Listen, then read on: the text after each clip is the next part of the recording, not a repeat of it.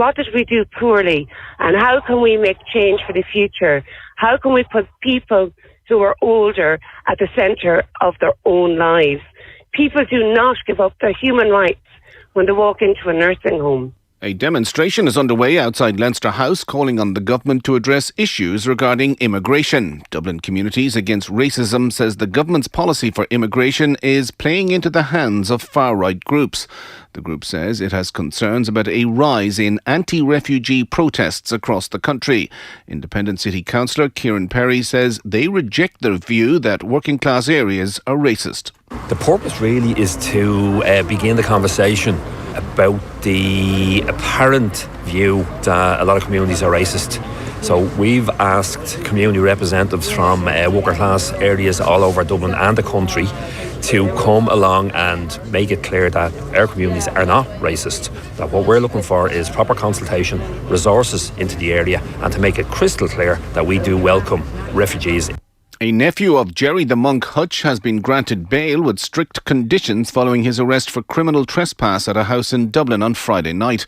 Eddie Hutch Jr., aged 47, with an address at Portland Place in Dublin's North Inner City, was arrested at 10:56pm at a house 6 doors from his own home. He was brought to Mountjoy Garda Station and charged with trespassing in a manner likely to cause fear in another person. He appeared at Dublin District Court this morning, where the court heard he had made no reply to the charge after caution. He's been ordered to appear again next month to enter a plea. And that's your news. It's 3:02. News Talk weather. Thanks to Ryanair. Make the most of Paddy's weekend with a Ryanair low fares break to Bologna, Lisbon or Madrid. Tonight, lingering drizzle in parts of the south and southeast will gradually clear, becoming mainly dry with a mix of cloud and clear spells along with some patches of mist or fog. Cloud will increase in the west and north overnight with patchy drizzle developing on coasts. Lowest temperatures of 0 to 5 degrees with a touch of frost in places with light to moderate southwest breezes. And now you're up to date on News Talk. Football on Off the Ball. With Sky, get more of the sports you love on Sports Extra with BT Sport and Premier Sports. This is News Talk. And you're welcome back to Off the Ball Saturday here on News Talk. John Duggan with you through to 5. This is Football Saturday. As always, remember, Football on Off the Ball brought to you by Sky. The Premier League is back. Watch every live game for the rest of the season on Sky Sports, BT Sport and Premier Sports. We're streaming the conversation. You can listen on your radio across the country on News Talk and also watch us if you'd like on the digital and social channels for Off the Ball on YouTube, Facebook, the OTB Sports app and on Twitter. Delighted to be joined in studio by the football correspondent of the Irish Independent, Dan McDonnell, and the broadcaster and journalist Johnny Ward. How are we both, lads? Good, JD. We're very good. You win the sartorial stakes for anybody watching today, Johnny. You're wearing a blue blazer and a paisley shirt. Thanks to Collar and Cuff, yeah. Decky, big fan of the show, and there's that plug straight away. But yeah, I was just doing a bit of work today and I just couldn't be arsed changing my clothes, to be honest. What he's doing a bit of work, he was on TV this morning and he's kept his TV clothes on for the rest of the day, just in case someone spots him and says, saw you on TV earlier on. Left the makeup on as well. Like a pro like Damien Delaney, who's on the line, would not, if he's on TV, he wouldn't just go around wearing his sort of TV clobber for the rest of the day and in bed and rock into a radio show in the same gear. But I mean, he is very sartorial, Johnny, but it's sort of wheeler dealer. Well, we know the reason why we know it's wheeler dealers because you're wearing Gianni Infantino runners as well. They're hidden. You actually tried to flog me some tickets in the ads there as well. So any stakes going? Yeah. Spoke about a troubled youth and all that. Yeah. Damien, good to talk to you. Have you been able to kind of lose the suit when you're walking out of TV studios? Well, Dan would say something like that, but he'd be surprised. Sometimes I do rock around Cork in my Virgin Media gear, hoping to be noticed like Johnny. Hang on now. Carrying the microphones a bit. Not having that. Yeah. No, Johnny, I liked a bit of work. You're on with Ireland AM this morning, but was it Martin King? Was it? Yeah. God, how long is Martin King in the game now? Like, I was trying to think. He's had a great run. Start. Yeah, he's very great to deal with. Quarter of a century. But we're looking back a bit on the game last night, and had a bit of a chat about a bit of a kind of precursor to this. I mentioned the show as well, Judy. In fact, I made a rare trip to the dry cleaners this week on Patrick Street, and he said, "I love your radio show." So that's there we go. That's very nice. Yeah. Who's your favourite presenter you've worked with today? King or Duggan? Well, we only started. Great game last night. So there we are. Yes, it's dry cleaners. I'm telling you. Yeah, it's a long way from that. You're weird. Yeah. Damien, I hope you're well. Last night we'd FA Cup action, Arsenal City. And I suppose they're setting the tone in the league so far this season, and an entertaining watch, if maybe a bit of a phony war ahead of the league running. Yeah, I think so, and I think Mikel Arteta will be behind closed doors absolutely delighted with the result, especially European action kicking off again. The last thing you want to do as a manager is to intimate to your players that you don't want to win this game, or you'd be happy to get out of it because they're on such a good run at the moment. You want to keep that up. But I think in his quieter moments, he would half be saying to himself, you know what, I would love a valiant defeat here and just get out of the FA Cup, and then we can get focused on Europe and the Premier League again. And I think last night was the perfect night for him. He had to show to his players and probably gave him a bit of a dressing down afterwards for things he maybe did or didn't do correctly. And he wakes up this morning and he's happy because they'll more than likely possibly have a free weekend now, which gives him a chance to have a weekend off, maybe get the team away for some sunshine in February when the next round is on, and then the European stuff kicks off again. So although he would never admit anything like that publicly, and he would always come out and say, we wanted to win the game, look at the team I picked, it was a strong team, I wanted to win it, but I think this morning he'll be relieved, I suppose would be the word, but quietly pleased. They're trying to get Caicedo in from Brighton at the moment. That's in flux, that transfer potentially. Damien, do you think they can go all the way? Think they can win this Premier League? Absolutely. With the position that they're in now, they'll be disappointed if they don't. If they go on to finish second in the league, they will be obviously saying that we've made progress and we had a chance to win the league and we were just a couple of players short or whatnot. But the position they find themselves in now, the supporters, the owners, the manager, the players would be bitterly disappointed if they didn't go on and win it.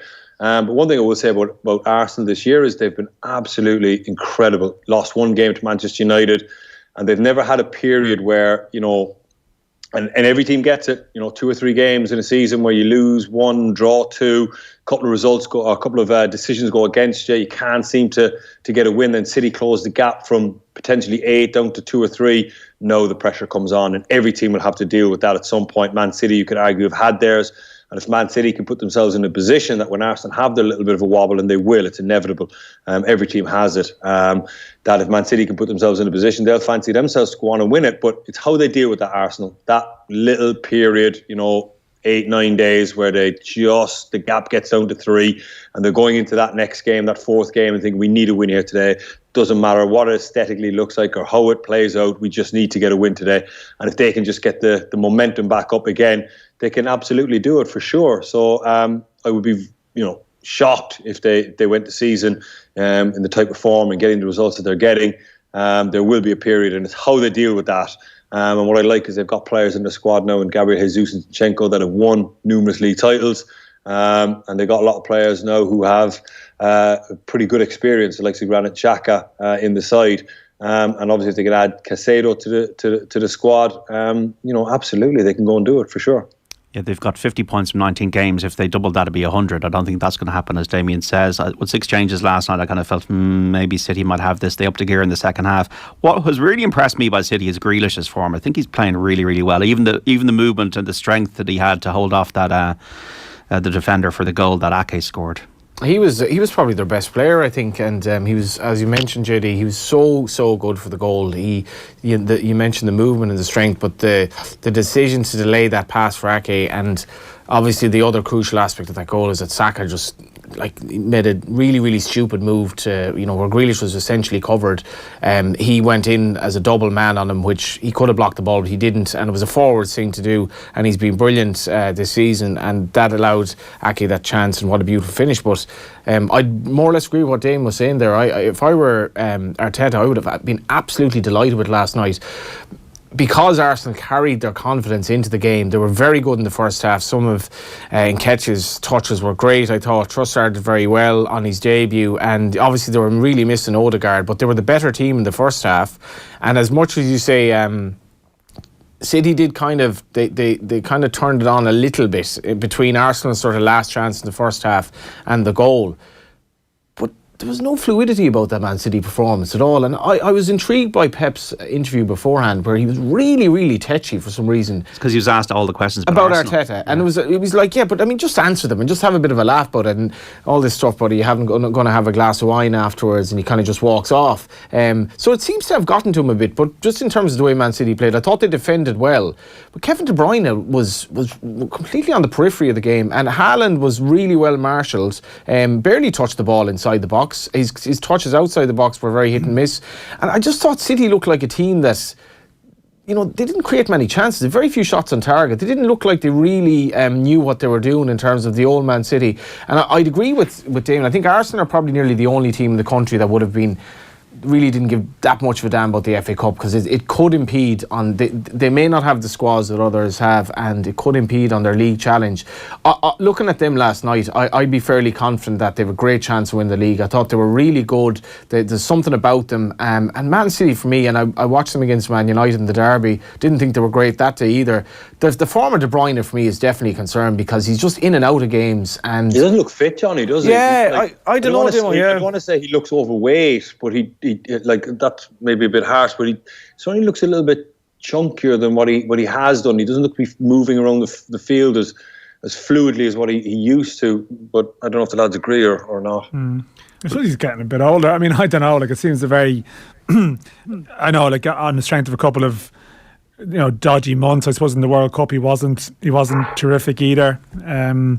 And like, I don't know, it's been a demanding couple of seasons for some of those players. You know, like, you see what's happened in Liverpool this year, you know, and it's natural that you're going to have some kind of drop off. But yeah, no, I mean, I see what Johnny's saying. Like, yeah, I thought Arsenal would have probably come away, as sort of Damo suggests, like, reasonably happy, even when they went 1-0 down and then Martinelli come on. They really looked like a team. Like, you know, it's like, okay, they weren't sort of afraid. But I'm just sort of curious, Damien, like, I know it seems a bit daft when he scored a hat-trick against Wolves, but do you think certain teams are learning to defend against a Haaland City team a little bit more? I don't know. I mean, it seems like you can look silly within a game if you say something like this, but Arsenal seemed okay.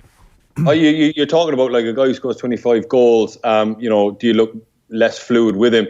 I couldn't agree. I think he's brilliant at what he does. I mean, Man City for so long was so good without a number 9. I know they get extra body in midfield and maybe they dominated a bit more. But I just think you look at the Man City in midfield now, been on the road a long time, battle-hardened team. Maybe some players are slightly fatigued.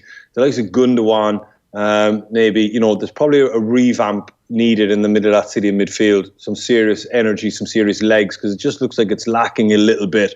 I know you guys are saying that you're really impressed with Grealish. I'm still not sold on him for this Man City team. Right. Like, he slows it down too much, and there's not a dig at him at all. You know, he's a fantastic player. I never saw the fit with Pep. You know, at Villa, taking so many touches. You know, players are making runs, breaks are on, and Grealish just wins so many fouls. And everyone says, well, that's not his fault. And he draws the fouls. He looks for them. You know, and he leaves his body there for a split second longer. And when he feels the contact, he goes down. I think that disrupts Man City's rhythm. And I know that when Graham Souness had a cut off him in the media, there was an interview not long afterwards with Grealish, where Grealish said something along the lines of, you know, why would I listen to someone like Graham Souness when my manager Pep Guardiola is telling me take as many touches as you need, hold on to the ball? And I thought to myself, that can't be true. I can't envisage Pep saying that to him. You know, have 2-3 touches, come square across the pitch. All of a sudden, players are making runs, the defence are getting back, and then you get a foul, and now they're all back in their shape. And I think that kind of fluidity they're missing. When you look what Mahrez gives them on the other side, the direct, penetrative runs, picking the ball up, driving, going inside, outside, a lot more dynamic than what Grealish gives you. And yes, the argument made, it's not Jack Grealish's fault, he's the most fouled player, people foul him. I think he knows what he's doing a lot of the time, Jack Grealish. It's just something that's ingrained in him. You know, like I said, just has that extra split second on the ball, because he knows that the contact is coming, and he knows that if he moves it a bit quicker, he can skip away, but he doesn't. And I just think that affects their fluidity. So I think Man City have been incredibly successful the last number of years, and Pep will know there's probably a little bit of a rebuild's a bit harsh, but maybe a little refurb needed on the midfield. And I think in the summer, that's where they're going to go big. But I can't envisage any team being any worse off without the likes of Haaland in it. I just can't. Oh yeah, it's not the worst off. I was going to our teams. Maybe it's more that, like, even Guardiola afterwards, I don't know if people caught his interview afterwards, but he was nicer, yeah. Well, he was nicer, but he was saying that maybe they got the ball forward a little bit quicker, at times in the second half, and maybe that points to more it's about a service issue than anything else, and it's what you're sort of suggesting. Like, Alvarez was quite good. He was, yeah. And you almost see the glint in Pep's eye when he's mentioned that he's probably Pep's type of player in some ways. He works hard. Yeah, well, he works very hard, but also, like, as Damon suggests, like, he made things happen. He sort of did things quickly, like he sort of got shots away, and he was sort of very he really brought something to them, and maybe even just made Arsenal think a little bit more in terms of the movement and the positions he took up. So I can see what you're saying. I mean, Grealish, I always felt like he would probably do better after a year there, and he would learn more just what was involved. And there definitely have been times this season where he's been very effective, but often it's been coming off the bench as opposed to necessarily being like a dominant player. That actually there have been games where he has come in and been very good, and he looks to have become more, I don't know, is disciplined the word, or he grasps what's demanded of him at times. But in saying that, I don't know if Man City are hypothetically sort of playing a Champions League final tomorrow, or a semi-final, is he definitely in the team? Probably Foden, is it? Yeah, I think Foden fits better. Like, I get what Damien's saying in that he does slow things down, and it's probably more a reflection of the way City are playing that he looks good, because it's staggering to think that in the game against Southampton they didn't have a shot on target. In the game against Man United, I think for about an hour they didn't have a shot on target, and I can't think of any shots on target, or at least, like, I can't think of many shots on target they had before they scored last night. In the first half, they barely had a shot on target. And that intensity we've talked about Liverpool is clearly gone now. Liverpool are just zapped of energy at the moment. Maybe City are as well. I've said it several times this show. The demands on players is absolutely absurd at the moment, what they're supposed to do, but that City drive and intensity and relentlessness just isn't there at the moment, and I'm not sure they'll be able to flick a switch and turn on. I know they want to win the Champions League more than anything. Maybe that's what Pep is focusing on, but right now, and if you look at them, I just don't see this amazing team. Roy Keane said before the game they're a machine, they're this, they're that. They're not at the moment. Yeah, he gave them a kick up the backside, Damien, after the Spurs game, Guardiola, when they responded and beat them, 4-2. How many times can a manager do that before it doesn't work? Well, not many. Otherwise it's like, telling off a child. Eventually your words just wash over them, and they realise that, there's not a whole pile behind it.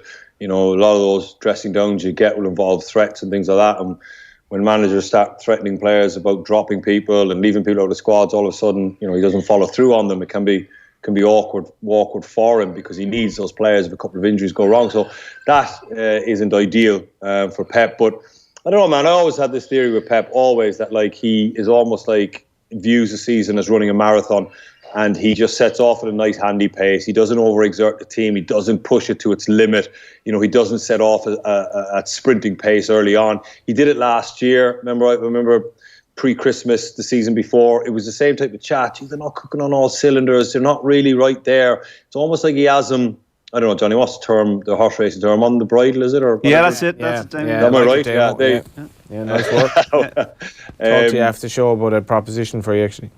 I was just thinking of your suit there, Johnny. You look like a young John McCririck. Just seriously, proposition from this man has to be treated with you'll be sold, Damien. You'll have a leg of a horse by 9 o'clock tonight. I'll tell you that. He's got a load of watches inside of his sleeve here. Actually, if you seriously though, like I was Damon. I was looking at the interview beforehand. I was like, is it possibly get to the point where his message is just getting maybe a bit tiring, and he's like, some of the players are probably just like, it's hard going with him at times. No, look, I like playing for Pep is hard. He's so demanding, he's so pushing, and that's why he has to reinvigorate his squad regularly. And I think that's why he just thinks that probably the midfield just needs a bit of a revamp, just that fresh energy, that fresh legs to come into it. And he knows, and like Alex Ferguson with Man United, it all comes in cycles. You have that period of 3-4 years where you're really, really dominant, and you might have a down year, or even 18 months, but you're rebuilding and you're getting the squad set up again. And maybe Man City are approaching that now, and they will need a revamp in that area in the next maybe 12, 18 months. But I do have this theory with Pep that he does keep his teams, quite cautious because he knows that when they come off the bridal thing, that he's going to let them go. And that usually is around the start of the Champions League. He knows that if he can get to maybe the next 2 or 3 weeks, if he's still within 5-6 points of Arsenal, he knows that once he cuts them loose, they can more than capable of going on that winning run. But what he's not going to do is get the team moving in October, November, and then come February, they're out in their ass legs, and maybe they're suffering a little bit of what Liverpool are suffering from the minute, where there's no reversing that. You cannot get back from a place of fatigue. You cannot get back from a place where players are mentally just drained. And I wouldn't be surprised if in a few years' time comes out Pep's training methods, because after a few years they always release them and everyone thinks, God, that's amazing, but it's only releasing them because they've gone on to the next thing and they don't mind everyone knowing it. But I would safely say that that's what he's doing. He's just playing the team in quite a restrained way, and just kind of almost nice third gear and then cut him loose in February. Maybe that's a bit wild, but I don't know. I just always think that's that plausible. Plausible the way they're playing. FA Cup, 4th round, Blackburn 0, Birmingham 1, Bristol City 1, West Brom 0, Fulham 0, Sunderland 1. These are the goals that have gone in. Walsall 0, Leicester 1 a result, Iheanacho with the winner, Accrington 1, Leeds 3 a result as well. Goalless in the matches involving Ipswich and Burnley, Luton and Grimsby, Sheffield Wednesday and Fleetwood, and Southampton and Blackpool. In the Championship, Coventry 0, Huddersfield 0, Middlesbrough 0, Watford 0, and Aaron Connolly has scored for Hull 1-0. Wow. They lead QPR. Well, we'll probably feature some Irish sort of second-tier strikers. I don't know what tier Connolly's at the moment, but that's interesting, yeah. To Hull and back for Aaron Connolly. Johnny's just not interested in Aaron Connolly now. It's all about Evan. You'd been jumping around the place. Dan, you were jumping around the place with Aaron Connolly. It was like, what was it, about 4:52 last week when he scored. And Dan had seen the goal on a dodgy streak. 2 weeks ago. Was that 2 weeks ago? Yeah, you encroached on my territory here within. People watching on YouTube would have seen Johnny Ward in 2 out of the 4 boxes on the screen. Sorry, was as you got so excited. Evan Ferguson's header was last Saturday, or you lost your reason 2 weeks ago. When you just but his goal last week when Dan was at the FAI function and he had seen the goal, and it was just like, talk about putting you in a good mood. He comes off the bench, and obviously we'll talk about tomorrow, but I was thinking of this during the week. If he did happen to score against Liverpool tomorrow, then you're like, fine. The hype, we don't need to even discuss that. Yeah. He's going to be amazing, but let's see what happens. Yeah, well, Aaron Connolly, maybe there's stuff going on with Irish strikers at the moment. We might talk about it a bit later on, but the Obafemi move has just gone through now as well, or seems to be going through to Burnley. So you kind of wonder in a way, the Evan Ferguson thing, it kind of spurs on other players as well too. There's a quite a promising generation of players there. Some of whom have hit sort of roadblocks for whatever reason. Is his position against France and Latvia, is that set in stone? I think that's I don't think he'll 100% play the Latvia game, definitely, which is the Wednesday.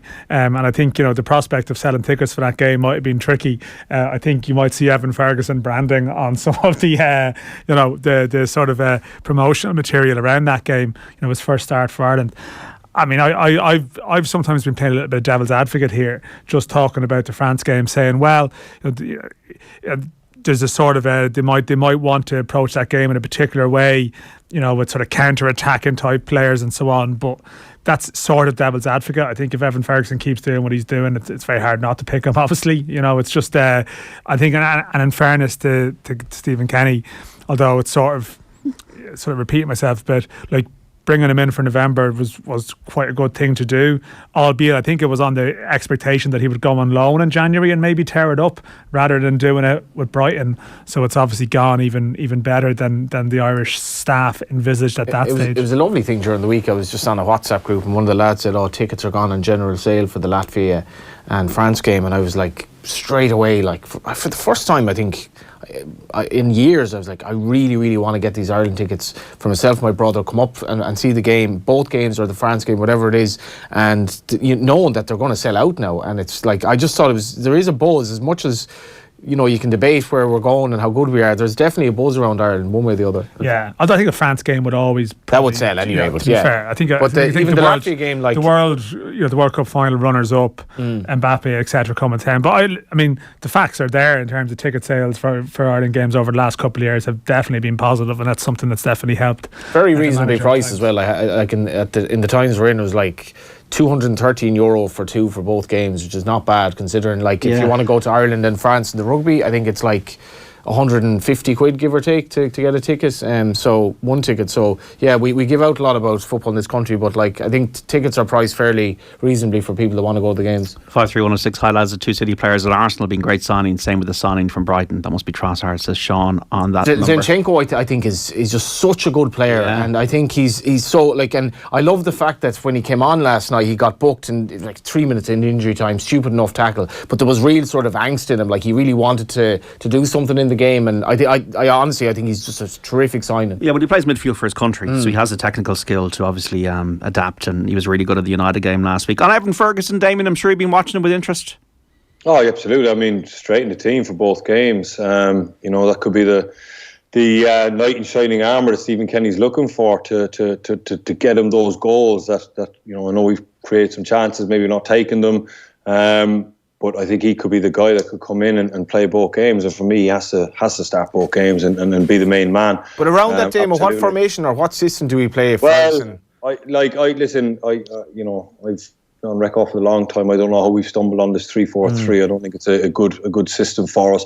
It'll be good against France because 3-4-3 will essentially end up being kind of 5-4-1 because you're going to get pinned in, and that's a nice counter-attacking shape. And even if Evan Ferguson is the one at the top end of the pitch, as long as you get legs in the wide areas, he can hold it up, Evan. When it's played into him, it sticks. He's more than capable of holding off defenders, as we saw with Konate in the Liverpool game, and buying those valuable 2-3 seconds for the legs to get up and in contact with him.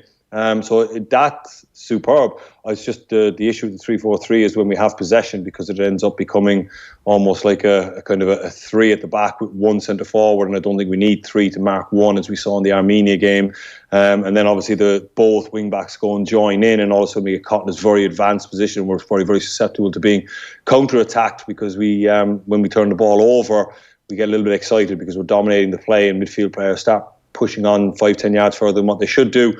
And teams know that, and that's what they play for. A little bit like what we used to do when we played against top teams. We'd sit in and draw the opposition onto us and we counter-attack. So that's getting done to us at the moment. So I don't know if Stephen will stick with that. But listen, having someone like Evan Ferguson at the top end of the pitch, it's very, very early days in his career. He's only played a handful of Premier League games, and he's done absolutely brilliant. But the mark of any professional is to do it week in, week out, twice a week in some cases, set those standards and maintain them. And that's what he needs to learn now moving forward. He's still so young that he needs to learn how to be a professional footballer, post-match, recovering, eyes on the game already, the next game coming up, preparation, training, being disciplined mentally, because obviously there's going to be a lot of hype around him at the moment, especially when he comes back to Ireland, and it's maintaining that focus when he comes back to Ireland will be key. Is that a challenge, Dan, for Michael Obafemi? Because it seems like he's moved to Burnley, he's going to go through from Swansea, and there's been questions about the stop-start nature of his career so far and maybe the pitfalls of this. Oh, well, yeah. I mean, this is the thing. I mean, while everyone, a lot of people had an idea Evan Ferguson was coming down the tracks, and there always has been that sense of, he could be very good. You never quite know. So you think back to last summer when Obafemi scored against Scotland and created the other goal, and you're thinking, okay, this is your chance to be the main man now. And I mean, already that statement seems out of date. It seems unthinkable that, as been mentioned by the lads, that touch wood, because there's going to be no issues with attitude with Evan Ferguson, so it's really just avoiding injuries, that Evan Ferguson will be there. And even he is sort of a focal point striker, so even the roles of other players may have to change and adapt. You want to build your team potentially around the talent like that, and Obafemi probably had a little dynamic with Parrott that he quite enjoyed, that was effective at times. But Obafemi now, with Ferguson, they'd have to develop a partnership. But that's more of a football issue. You're maybe talking about more of a broader, where is he at in his career issue? Because Obafemi is what he's. I see it's Aaron Connolly's birthday today, by the way. He's 23. Obafemi is, I think he's around the same sort of bracket. I think he's born in 2000 as well. Yet both of them, but Obafemi in particular has had his attitude discussed by managers on 4 or 5 different occasions now, it feels. He had a couple of issues at Southampton and a couple of times at Swansea. People have very openly spoken about him. Now, he has effectively, it seems, agitated to get this move to Burnley. Burnley are a team that are going to be in the Premier League next year, it seems. barring sort of a Devon Lock style slip up. So like that, in theory, come August time, he's back in the Premier League and he's got a great chance of pushing on with his career. But the stop-start nature of momentum and form with him is a concern, like definitely, and like funny we talk about Pep and like talking about players in public and like I don't know, Damien, what your opinion is, but like managers obviously will have issues with players, but it's kind of rare they would go to the media and maybe talk about them, and actually say. And so I know with Obafemi, the most recent one is about him looking for a move. But even over the last couple of years, generally, you've had managers sort of have a little go at his attitude at times. I mean, would that sort of speak to you that they really must be concerned that they're not keeping it in-house, or they're thinking this is what you need to do to get a reaction out of him in some way? Well, you might do that once, but you would never question your attitude, your professionalism, and that seems to be what's always questioned with him. And professionalism boils down to things like timekeeping, showing up wearing the right clothes. If you're told to wear a certain colour T-shirt on a match day or a suit, making sure that your tie is on. Little things like that will irritate certain managers, especially the type of manager that he had at Southampton and at Russell Martin at Swansea. They're managers that will be big on that, because it shows a focus. It shows that you're thinking about it. You're waking up. You know the right clothes. You know it's supposed to be where you're supposed to be.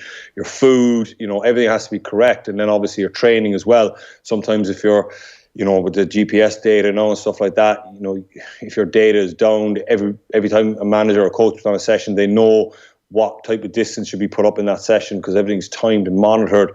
And if one player is way behind everyone else, it means that he's been walking, hasn't been taking the session seriously enough. And then obviously reports come through that he was out late, or his car was seen at after midnight coming out of a housing estate or a lively part of town, whatever. So they're the type of issues managers are going, why is he out after midnight? We got training in the morning, or it's 2 days before a game. So these are all the types of things that kind of sum up the word professionalism that I'm talking about, and that seems to be the bit that's always questioned with him. Once, I know he was at Swansea and he wanted to agitate for a move to Burnley, and I got no issue with that. If he wants to leave Swansea and he wants to go to Burnley, you can kick up a fuss a little bit and try and force your way out, a little bit like what Anthony Gordon's done at Everton. It's not okay, but look, it happens in life. Some players want that move. But like you said, it's numerous times. And that's the type of focus that you're talking about. And when he burst on the scene at Southampton, his life would have changed, massively. The trajectory of his life would have changed. And obviously he let that kind of get inside him. And that's what I'm saying that Evan Ferguson needs to guard against. That's the thing, because he knows being thrust into the limelight where life is very, very nice and all the trappings that go with the new success that he's had. Has he still got the discipline to go to bed at 9:30 and watch a couple of episodes something on Netflix and be asleep, to get up in the morning, understand the type of session that he's doing today, understand the numbers that he's going to be required from today in the training session, to fuel himself, to hydrate himself, post-training, make sure you go home. All the players know we'll have Normatex game readies, all that stuff. Can you go home and sit in your couch and watch something and rest, recover, because tomorrow you got a big day too and there's a game coming up. All these things are things we'll factor in, and it's full on. It's 24/7. It's difficult. It can be kind of monotonous, I suppose. But these are the things that you need to keep chucking out performances week after week after week, year after year, and to become a flash in the pan. Talking about Aaron Connolly there, probably something very similar happened to him when he came on, scored those goals against Spurs. All of a sudden, life changed on a dime, and he obviously lost that focus. And then all of a sudden, numbers start dropping off in training, and then managers are irate, which then all of a sudden these reports are coming back, and managers try and lay down the law to the player, but then the player doesn't react in the right way. He goes the other way and says the manager's victimising me, the manager's at me, what's the matter with him? God almighty, it was only a few times. And then all of a sudden it just gets all out of sync. So that's what Evan has to guard against, and keeping that focus is very, very difficult. I spoke last week when we were on the TV about, sports psychologists will always sit down and talk to players about handling disappointment. Life is full of disappointment. You're going to lose, you're going to get released. All these things are going to go against you. Very, very few people sit down and talk about success, handling success. And a lot of people will say, oh, what are you on about? It should be easy to handle success. Handling success is as equally difficult as handling failure. It's just a completely different thing. but the similarities are the same. Staying focused when things are going against you is very hard, but staying focused when things are going your way is equally as hard. It's just a different kind of set of problems. And all three of those players, Obafemi, Connolly and Evan Ferguson, have had a huge amount of success in a very, very short space of time and thrown into the limelight. And the other two, obviously, I won't say didn't handle it that well because I don't know the ins and outs of those guys' careers, but from the outside looking in, that's what it seems has happened, and that's the thing that Evan has to guard against now. And I hope he does, because he'll have an incredible career, and when he's old and washed up, he can relax and look back and say that he played professional football for 20 years or whatever it might be, and he had a great time doing it. There's 5 minutes of how to live your life from Damien Delaney, and hopefully Vincent Kompany, if he does go to Burnley, will help him. I think that's an interesting aspect of it as well. The company aspect, and the fact that Josh Cullen obviously be there as well. Yeah, but I think with Connolly, and even what we obviously get, Aaron Connolly scored brilliant, but I almost think with Aaron Connolly, it's like that's almost the danger zone now. He has that high, and it's you just kind of hope hopefully you'll have learned. You hope that everyone around them is sort of like, rather than I don't know, a million texts of everyone going, brilliant, you're back, and it's that sort of roller coaster he's been on. He gives these interviews, Connolly gives a very good interview, and yet it doesn't really appear to have translated to what's been happening otherwise. So you want it to happen in next week as well, and the week after, before getting too carried away. Just on that, Damien, the temptation thing you're kind of talking about there, and the way your life changes, was that something that was difficult for you to deal with when you were a young lad, or were you just so focused to the fact that you'd made it to keep going? Yeah, I suppose anyone can be, I won't say anyone, but it's always, how do I put this without coming, everyone always said, when I first went to the UK, older players said to me, the easiest thing in the world is to play one game in the Premier League. The hardest thing is to stay there. And I always kind of thought that's crazy, because you spend your whole life trying to get to the Premier League, and you think, no, the hardest thing in the world is getting there. But they're right, you know what I mean? Playing one game, you can go over, train with the youth team, the under-21s, get in the first team, couple of injuries go your way, all of a sudden the manager throws you in because he's got nothing to lose and you've played a game. But, to have a career in professional football in the UK, in any division, from Premier League right down to League Two, I promise you, if you've played, 10 years or whatever it might be, or played 2, 3, 4, 5, 600 games, you've learned how to be a professional. You've learned to have that discipline in your life, to understand that there's a time you can go out, there's a time you can stay out all night in the off season, or there's a time you can go on holidays and eat what you want to do. There's a time for everything. But 11 months of the year, you are disciplined, you're diligent, you're focused, you're constantly thinking about the next game. That's the bit that's very, very difficult, and a lot of players really struggle with that. So the likes of, I don't want to keep names checking them, but certain players will come in, they'll play a game, and then they struggle with the bit that comes after it. And that adrenaline rush when Evan Ferguson bursts on the scene, and trust me, he is running on adrenaline. His life is just like, feel-good factor is brilliant. Every day is Christmas for him for the last 6 weeks, because that's how he's feeling. But when that adrenaline subsides, and it will subside, have you got the discipline, the focus to come in every day and train to the same standards? And the easiest thing to do in the world is when things start going against you, you get up 20 minutes later, you arrive at the training ground 20 minutes later. Right now, he's waking up early, he's first one in the building, he's in the gym, he's doing all the bits and pieces, in the cryotherapy after, he's doing all of it. But I suppose then when things start going against you, you get dropped. Have you still got that mental capacity to set your alarm at the same time, 7 a.m., make sure you're in the building for 8, make sure you're doing everything quite correctly? That's the kind of the challenge, and it's not easy. That's why the attrition rate is so high. It's very, very difficult. There's a picture painted by media or social media or whatever it might be of professional footballers like being a certain way. It's not. I can promise you, it's absolutely not. Anyone who's played the game and been a professional understands what I'm talking about, and they understand the requirements. You might see a couple of pictures from players up on social media. That's like a snapshot, a glimpse of a moment in their life, and people think that that's their life. Full time. It's not. It's very, very monotonous and very, very boring. Yeah, Damien, if you're not doing it already, you should be doing some life coaching as well as football punditry. Absolutely. We've got to take a break on Off the Ball Saturday. Damien Delaney, Dan McDonnell and Johnny Ward are back after this. Football on Off the Ball. With Sky. Watch every single live Premier League game this season on Sky Sports, BT Sport and Premier Sports. This is News Talk. Talking history. 100 years ago, W.B. Yeats won the Nobel Prize for Literature. And this Sunday on Talking History, we'll be looking at his life and legacy, his politics, his love of the occult, and lots more besides. Talking history with Patrick Gagan. That's Talking History this Sunday at 7 p.m. on News Talk. At Zurich, we don't insure against, we insure for up to 24% off when you quote and buy online. Zurich, for car insurance, for what can go right. Visit zurich.ie. Save 19% with promo code PROTECT when you get a quote and buy online at zurich.ie. This offer is for new customers in the first year only. Save an additional 5% if you have any existing Zurich policy. Zurich Insurance plc is regulated by the Central Bank of Ireland.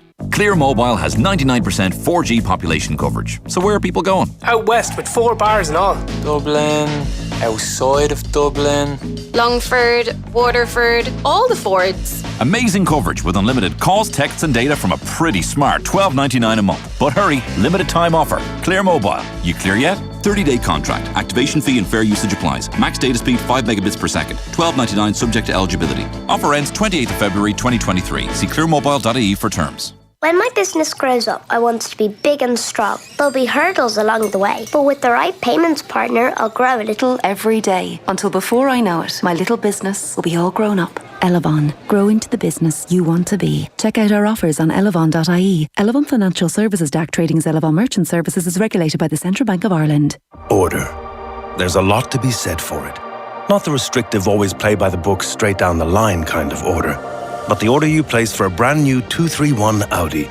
An order best placed having experienced true progress with a test drive at your Audi dealer, where you will also get advice on the options available to ensure owning your 231 Audi is as straightforward as possible, which is proper order. Visit your nearest Audi dealer, where future is an attitude. Do you remember in college when the bank used to give us free lollipops to sign up? And we stuck with them for our savings and mortgage. And guys, because of your loyalty, they're still licking their lips with delight. And you're potentially losing thousands on higher interest rates because you don't have a financial plan. It's not so sweet anymore. You, my friends, are in the driving seat. At Ask Paul, we're here to guide you through your financial journey. Whether it's your mortgage, savings, investment or pension, Ask Paul provides advice you can trust. Where do we go from here? Just Ask Paul. Visit askpaul.ie. Fairstone Asset Management DAC Trading as Fairstone and Ask Paul is regulated by the Central Bank of Ireland. Portobello Institute offers you a path to a career in PE teaching, physiotherapy or sports science. Perhaps it's the global business of fashion or the world of aviation management you want a career in. Maybe you are interested in nurturing our future generations with a career in childcare or special needs education. Fulfill your potential on a career path with Portobello Institute. Attend our virtual open evening and learn more about degree or master's courses. Follow your passion. Choose the course for the career you want. Visit portobelloinstitute.com. Get your job done for less at Screwfix. We've cut prices to help you save this winter. Like €65 off the Milwaukee 3-piece pack-out set, now just €284.95. And save €10 on the Airbauer Electric multi-tool kit, now only $99.95. Shop now at screwfix.ie or in 31 stores. Screwfix, the choice of champions. While stocks last, prices valid until at least 5th of February. Visit screwfix.ie for T's and C's, delivery charges and restrictions. Mr. Blue Sky, please tell us why. The Lotto jackpot is an estimated €2.5 million. Play responsibly, in-store, in-app or at lottery.ie. The National Lottery. It could be you. At F&F, there's 25% off all clothing until this Sunday the 29th with your Tesco Club card. That's 25% off getting your extra fabulous New Year, new wardrobe sorted. Now that's worth popping in for. F&F. Fashion at Tesco. Products subject to availability. Available in the majority of larger stores. Football on Off the Ball. With Sky, get more of the sports you love on Sports Extra with BT Sport and Premier Sports. This is News Talk. And welcome back to Off the Ball Saturday here on News Talk. John Duggan with you 3 to 5. This is Football Saturday. Remember, football on Off the Ball brought to you by Sky. Get all the football you love in one place across Sky Sports, BT Sport and Premier Sports. You can text us 53106. We're streaming the conversation. You can listen on the country across the radio and News Talk, and also you can watch us on the digital and social channels for Twitter, YouTube, Facebook, and on the OTB Sports app. We're joined on the line by the former Republic of Ireland and Crystal Palace defender Damien Delaney, and in the studio by the football correspondent of the Irish Independent Dan McDonnell and the broadcaster and journalist Johnny Ward. Just to let you know, scores from the FA Cup. We have Blackburn 1, Birmingham 1, Bristol City 2, West Brom 0, Fulham 0, Sunderland 1, Ipswich 0, Burnley 0, Luton 0, Grimsby 0, Sheffield Wednesday 0, Fleetwood 0, Southampton 1, Blackpool 0 in the Championship. It is Coventry 0, Huddersfield 0, Hull 1, QPR 0, Middlesbrough 1, Watford 0.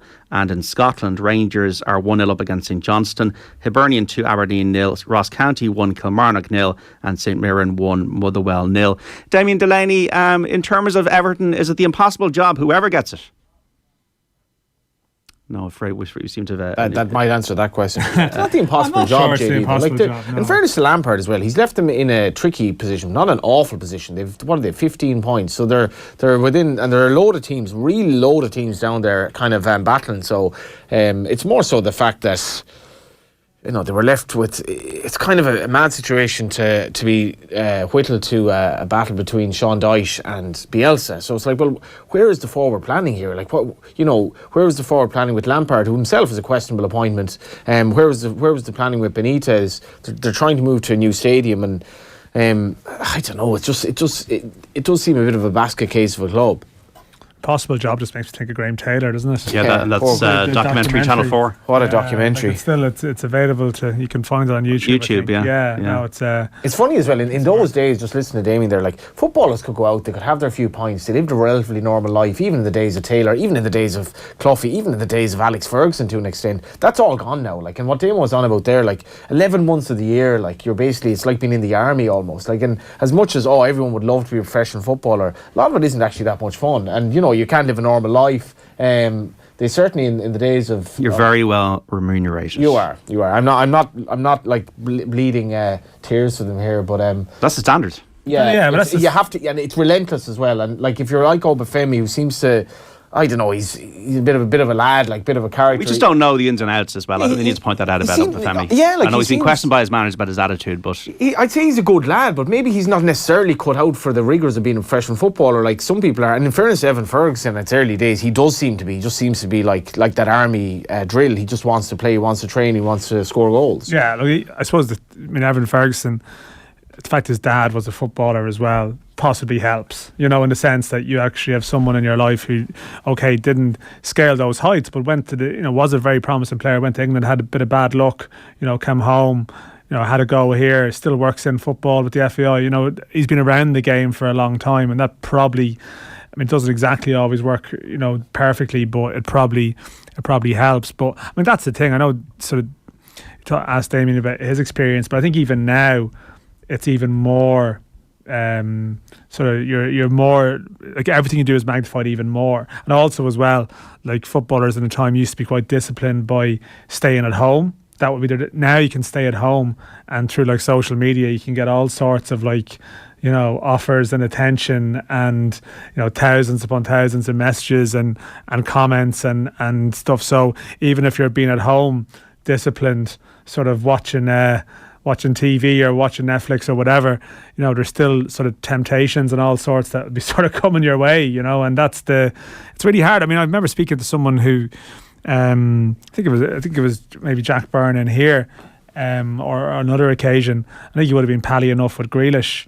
Ironically enough, I think through their time with the Irish underage setup, and they got on quite well. But probably enough with Foden as well, wasn't it? Yeah, it would have been. Well, it would have been City, but like Grealish obviously wasn't at the time. He was being at Villa. But what it spoke about how Grealish would be doing a lot of extra stuff, and Grealish has a reputation for being because when Grealish has his month off or whatever, he goes for it. And he definitely does. But you don't get to where he is by not actually putting in. If you look at Calvin Phillips, especially, Guardiola questioned him. So Grealish wouldn't be in that position if Guardiola wasn't comfortable. I know, like I think he just, it's just that naturally enough when he does sort of allow himself to unwind a bit, he tends to fall asleep on the street or something. You know what I mean? He's had his moments, to be fair. Yeah. Or give a sort of a croaky interview abusing Almiron. Which doesn't help. But it doesn't mean that on a Thursday afternoon he's going absolutely crazy. You want a bit of individuality as well. I mean, it's all about data now, JD, and figures, and everything you do is chalked You down. want a Paisley shirt once in a while. Well, you love that Paisley. We've had somebody was on YouTube saying that. I think it was Peter was saying, can you ask Johnny how much he said on the 99 Passat for? Yeah, no comment. I'll be on to later, Peter. We were slag last week about how we were on about cliches and all that. You look like one of the characters that would rock up to these players' door and say, "I can take you. I can bring you anywhere. Let's go for a pint." Well, but I was slagged last week about we're on about football cliches, obviously, and then I just went on a shameless horse racing related cliche. I think we've had 3 horse racing analogies already today. One from Dan, and 2 on the bridle and off the bridle, and a Devon Lock. So and one from Damien as well. Yeah. Damien, just on Everton, Frank Lampard sacked, maybe Sean Dyche coming in. If it is Dyche, can he turn it around? Yeah, absolutely. He can circle the wagons there, absolutely, and make life difficult for opponents. Everton seem to have some firepower. They seem to be able to score goals or create chances. They have got some decent attacking players. But I think Everton just, shipping goals as well, that needs to stop first and foremost and stop putting themselves under so much pressure. Obviously, he's got the likes of Tarkowski and who's worked, Michael Keane, who he's worked with before. So he's going to go in there and obviously lean on those 2 guys heavily on what the situation is, what they think has been happening around the place. And he can put a stop to it all very, very quickly and get them solidified. And in fairness to the Everton fans, once you kind of show effort and heart and run around and be difficult to beat, the Everton fans will love you, and they will get behind the team. Goodison Park will be full there most weeks, and it's not too late. Absolutely, he can turn that around. Yeah. Can they score enough goals? I mean, Calvert-Lewin obviously is not having the best of seasons. He's had a lot of injuries. Gordon's leaving. Mopé is there. Will they get enough goals? Yeah, we see like the shipping goals at the moment makes it very, very hard. If you can keep games at 0-0 and stay in games, all of a sudden you start nicking one goal or maybe 2 and you win 1-0 or 2-1, and all of a sudden now confidence gets up again. And I think they have got some good players there. They have definitely got some good attacking players that are more than capable of scoring. I'm not saying they're going to score enough goals to win the Premier League, but score enough goals to stay out of it. But the first thing you need to do is stop putting yourself under so much pressure by conceding so many goals and going behind so often. Which I think they do. So if you can stop that, all of a sudden now confidence will be built brick by brick and little bit by little bit, and he will certainly weed out the weaker ones there. The players that are not on board or not fully committed to Everton and always seem to be moaning or whinging and feeling sorry for themselves. He'll figure out who those characters are quick enough, whip them out. And then set a standard there, and hopefully they do, because it would be a shame to see Everton never to leave the Premier League. I think they're founding members. What's the statistic, Dan? They've never been outside the top flight or something like that. No, 1951 was the last time. Yeah, there you go. So I think they'll be okay, Everton, with Dyche in charge. I was a bit worried when they were going for Bielsa. I think they've dodged a bullet there. Not dodged a bullet, but I don't think Bielsa is what you need when you're in the position that Everton are in. He'll come in there and obviously make the players work a certain way. And I think even Bielsa admitted that he hadn't got the type of players in that Everton squad that could suit his way of playing. I think Dyche is exactly what they need. Long term can be dealt with in the long term, whether Sean Dyche is the man to be there and get Everton up to the upper echelons of the Premier League or get playing the type of football Everton think they should be playing remains to be seen. But right now it's a kind of a firefighting mode that Everton need to go into, because if they go down, that championship is full of big ex-Premier League teams, and it's not the easiest league to get out of, especially if there's financial issues. I wouldn't imagine that Everton would have had a huge amount of relegation clauses in contracts, because it's not something that would have been on the mind of anybody signing for Everton. So that could be difficult one to untangle. So, I think they'll be fine with Dyche. That's my gut instinct. Okay, got to take a break for news. Munster 28, Benetton 23 in the URC at bonus point with Paddy Patterson, Jack O'Sullivan, John Hodnett and John Klein all scoring tries for Munster in Italy this afternoon. Also, first result from the Allianz Football League in Division 3. Fermanagh beaten Longford 15 points to 9. At the moment it's Derry 7 points, Limerick 2 in Division 2. And the Ladies National Football League Division 1 round 2.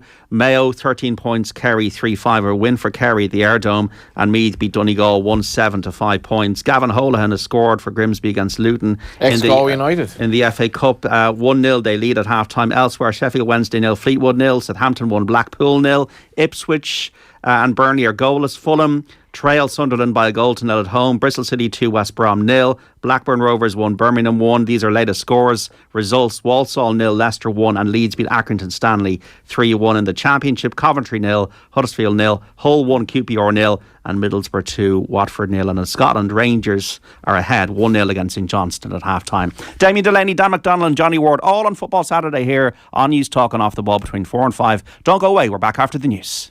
Football on Off the Ball. With Sky. Watch every single live Premier League game this season on Sky Sports, BT Sport and Premier Sports. This is News Talk.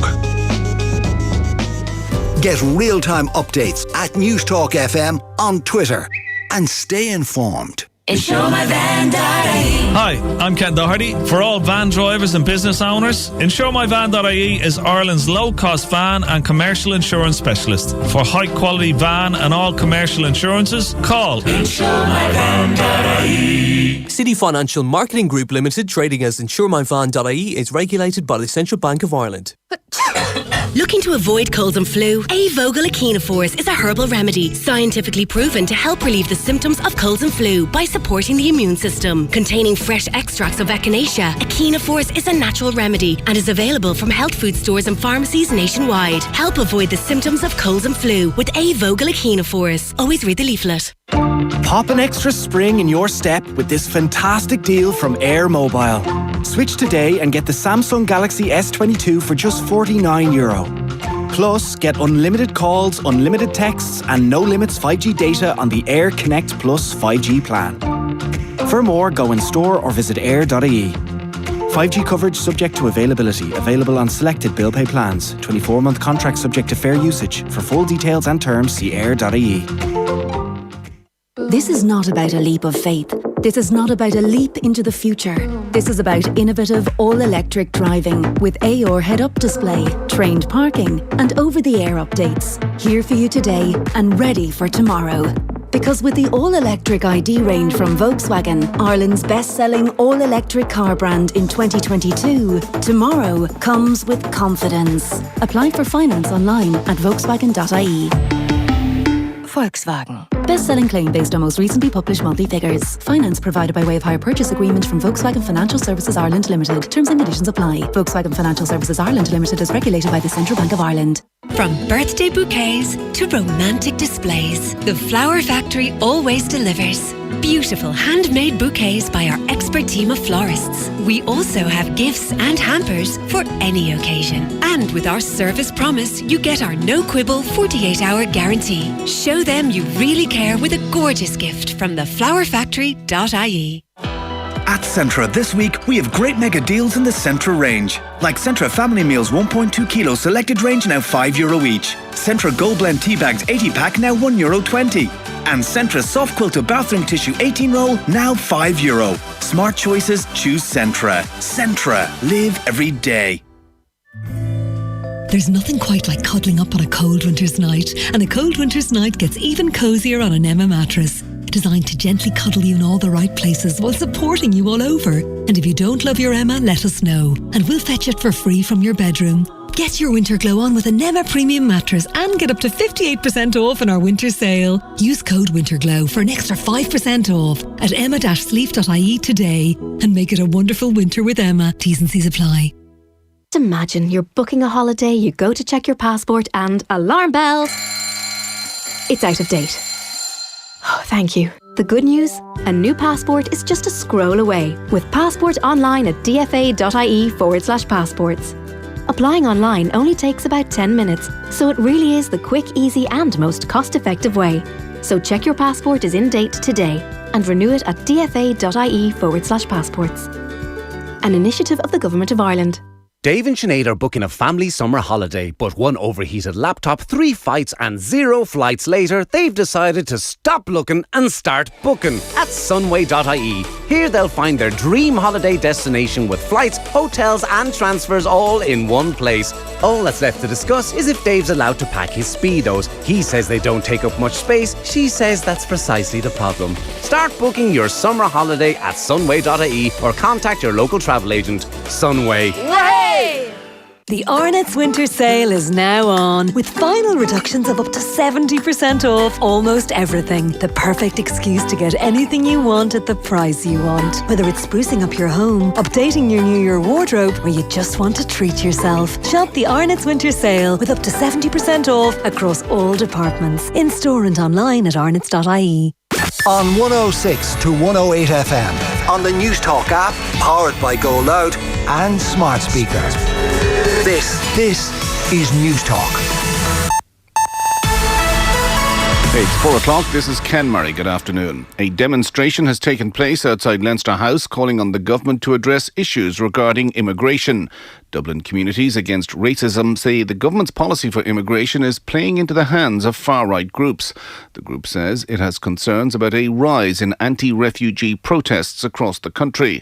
Independent City Councillor Kieran Perry says they reject the view that working-class areas are racist.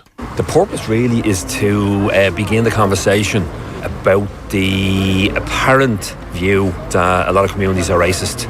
So we've asked community representatives from worker class areas all over Dublin and the country to come along and make it clear that our communities are not racist. That what we're looking for is proper consultation, resources into the area, and to make it crystal clear that we do welcome refugees. Bereaved families are today calling for a public inquiry into deaths in nursing homes during the COVID pandemic. A whistleblower who raised concerns about HSE standards will also speak publicly for the first time at a conference at Dublin City University organised by Care Champions, a group representing families across the country. The group's founder, Majella Beattie, says families need answers. We're not out looking for heads to roll. What we want is to look back. What happened? What did we do well? What did we do poorly? And how can we make change for the future? How can we put people who are older at the centre of their own lives? People do not give up their human rights when they walk into a nursing home. A nephew of Jerry the Monk Hutch has been granted bail with strict conditions following his arrest for criminal trespass at a house in Dublin on Friday night. Eddie Hutch Jr., aged 47, with an address at Portland Place in Dublin's north inner city, was arrested at 10:56pm at a house 6 doors from his own home. He was brought to Mountjoy Garda Station and charged with trespassing in a manner likely to cause fear in another person. He appeared at Dublin District Court this morning, where the court heard he had made no reply to the charge after caution. He's been ordered to appear again next month to enter a plea. And that's your news. It's 4:02. News Talk weather. Thanks to Ryanair. Suffering from the Irish rain? Grab your summer sun holiday with Ryanair's low fares. Tonight, lingering drizzle in parts of the south and southeast will gradually clear, becoming mainly dry with a mix of cloud and clear spells along with some patches of mist or fog. Cloud will increase in the west and north overnight with patchy drizzle developing on coast. Lowest temperatures of 0 to 5 degrees with a touch of frost in places with light to moderate southwest breezes. And now you're up to date on News Talk. At News Talk, we're passionate about supporting local Irish businesses. And thanks to Aldi, shopping Irish has never been easier. Think you've got what it takes to become one of Aldi's next Irish suppliers? Look no further. Grow with Aldi is back for its 6th year and applications are now open. A supplier development programme like no other. It gives Irish businesses the opportunity to grow and scale their business. Successful applicants will see their product hit shelves at 155 Aldi stores nationwide. All so you can shop Irish in your weekly food shop. Visit newstalk.com/grow to learn more or apply now. Off the ball. This is News Talk. And you're welcome back to Off the Ball Saturday here on News Talk. John Duggan with you through until 5 this evening. This is Football Saturday. Remember, football off the ball brought to you by Sky. The Premier League is back. Watch every live game for the rest of the season on Sky Sports, BT Sport and Premier Sports. You can text us 53106, tweet us at Off the Ball. We're streaming the conversation. Listen across the country on News Talk. Also watch us if you'd like on the digital and social channels for YouTube, Facebook, the OTB Sports app and on Twitter. We're joined on the line by the former Republic of Ireland and Crystal Palace defender Damien Delaney, and in the studio by the football correspondent of the Irish Independent Dan McDonnell and the broadcaster and journalist Johnny Ward. Some text in here on 53106. And as the last few weeks, you keep mentioning mental and physical fatigue and how exhausted the Liverpool and now perhaps the City squad are. I believe it's just teams not performing, and fatigue is not the real issue. Some of the best rugby players in this country went off on the off season to win a series in New Zealand. We're not saying that the Irish rugby players are fatigued. Instead, they're all doing well. The provinces in both the United Rugby Championship and the Champions Cup. Fatigue is not the issue, says Tony in Kilkenny. They have a much more managed campaign, a lot of those players, let's be honest. You know, they don't have to play how many games a season. I know it's much more physical sport, but I was going to say that is not. I don't think more physical sport. Like, it's a way more obviously physical in terms of the hits, but I'm not sure in terms of the distance covered and ground, and they're not playing 60 games a season. As we know, when it comes to the URC, it's not a la carte at times in terms of which players will play. I don't think that comparison stands at all. Dan isn't apt to ever talk favourably about not the true. oval ball game. That's actually not true at all. In that context, though, I don't. Do you not like rugby now? No, he doesn't. I wouldn't be partial to it, but that's not my angle on it. I think. Why don't you like it? I think there's a sense of. Oh God, do you want to go into that? It's 4:00. Let's not go down that discussion route. But I see the point, but I think that. I mean, the schedule that some of the clubs have to play. I mean, how many games did Liverpool play last year? Like, it was sort of a lot of games. I think it could have been 60. Oh yeah. That's a lot of games. And then they went to the end in every single game, Liverpool, in the season. Yeah, and then you've add in like games, friendly games, and add in playing for your country. So you're talking about like 78 games for the likes of, say, Robertson or something like that. There is a crisis coming with the way FIFA are acting around the game. It's just insane. The crisis is not already here. Less is more as well. Like, I mean, I come on here talking about football on a Saturday, but I think there is too much football at the moment. Like, it's just never ending. Don't say that. You'll kill our product. Yeah, but obviously, but I would say the rugby thing. Obviously, the physical aspect of rugby is sort of accounted for in terms of the distance they will have between the games. Like, the World Cup goes on for a couple of years. It feels like, that the group stage is like, we've got 8 days, 8 days before an 8-day rest before they play, a part-time team from Namibia or something. They take another week off. So it goes on forever. Where obviously, they don't have sort of 3 game a week thing that you will have. Love if we had like one of those, one of those iconic kind of couple of drinks we have on a Saturday after work, and some lad just rugby tackles Dan into the wall. Take that. See what you think of that. Well, it mean they were listening, which would be good. Possibly the fellow from the dry cleaners. Well, it's by the way, it's $2,000 for the Passat. I just looked it up there. Yeah, if anybody's watching, Johnny's wearing a paisley shirt. It's Alfie Moon and a blue blazer. We're all saying that he looks like a used car salesman. When we did our live show, there was a fella who was like, he'd had a few on him, and he goes, Alfie Moon. I just like, I had to think, what's he on about here? But there is You obviously don't watch EastEnders. I know I did, but it was late in the show and I was a bit fatigued. But ever since then, the shirt is always known as Alfie Moon. Alfie Moon. Alfie Moon. Damien Delaney, do you ever play rugby when you were young? Ooh. No, Jesus, no, never. So you would have been all right, Demo? No, I don't know, man. I still don't know the full rules of rugby. To be honest, I try my best to watch it, but I find it hard to understand. When 20 fellas all pile into a rock and the referee blows the whistle, puts his hand in the air, and everyone nods in agreement. And I'm thinking, did anyone know actually what happened at the bottom of that? Like, or I know, but and then the commentators explain it, and I'm like, really? Did that actually? Who knows? Did that actually happen? Did I bring this up with you actually? When I was at Other Voices outside of Nelligan's, probably listened to the great Seamus Begley, who passed away a few weeks ago. What a pub like! But I was outside Other Voices. And this geezer comes up to me, and I'm pretty sure it went along the lines of, I actually played minor midfield in Croke Park for Cork with Damien Delaney, and he was unbelievable as a Gaelic footballer. Would that be true, Damo? But the bit about playing, yeah, unbelievable. Not really. So partially true that statement, yeah, I did. But what did you score against? Was it Mayo? We lost to Mayo. But you scored. I scored two something, I think it was. From Definitely midfield. 2 goals, 2 from midfield. Yeah, that was the last game of Gaelic football I ever played. On the last of Gaelic football. Was that in the final, Damien? No, the semi-final, I think it was. Yeah, semi-final it was. We beat Kerry in the Munster final in Páirc Keeve, a rain-soaked Páirc Keeve, and then went up and played Mayo and lost.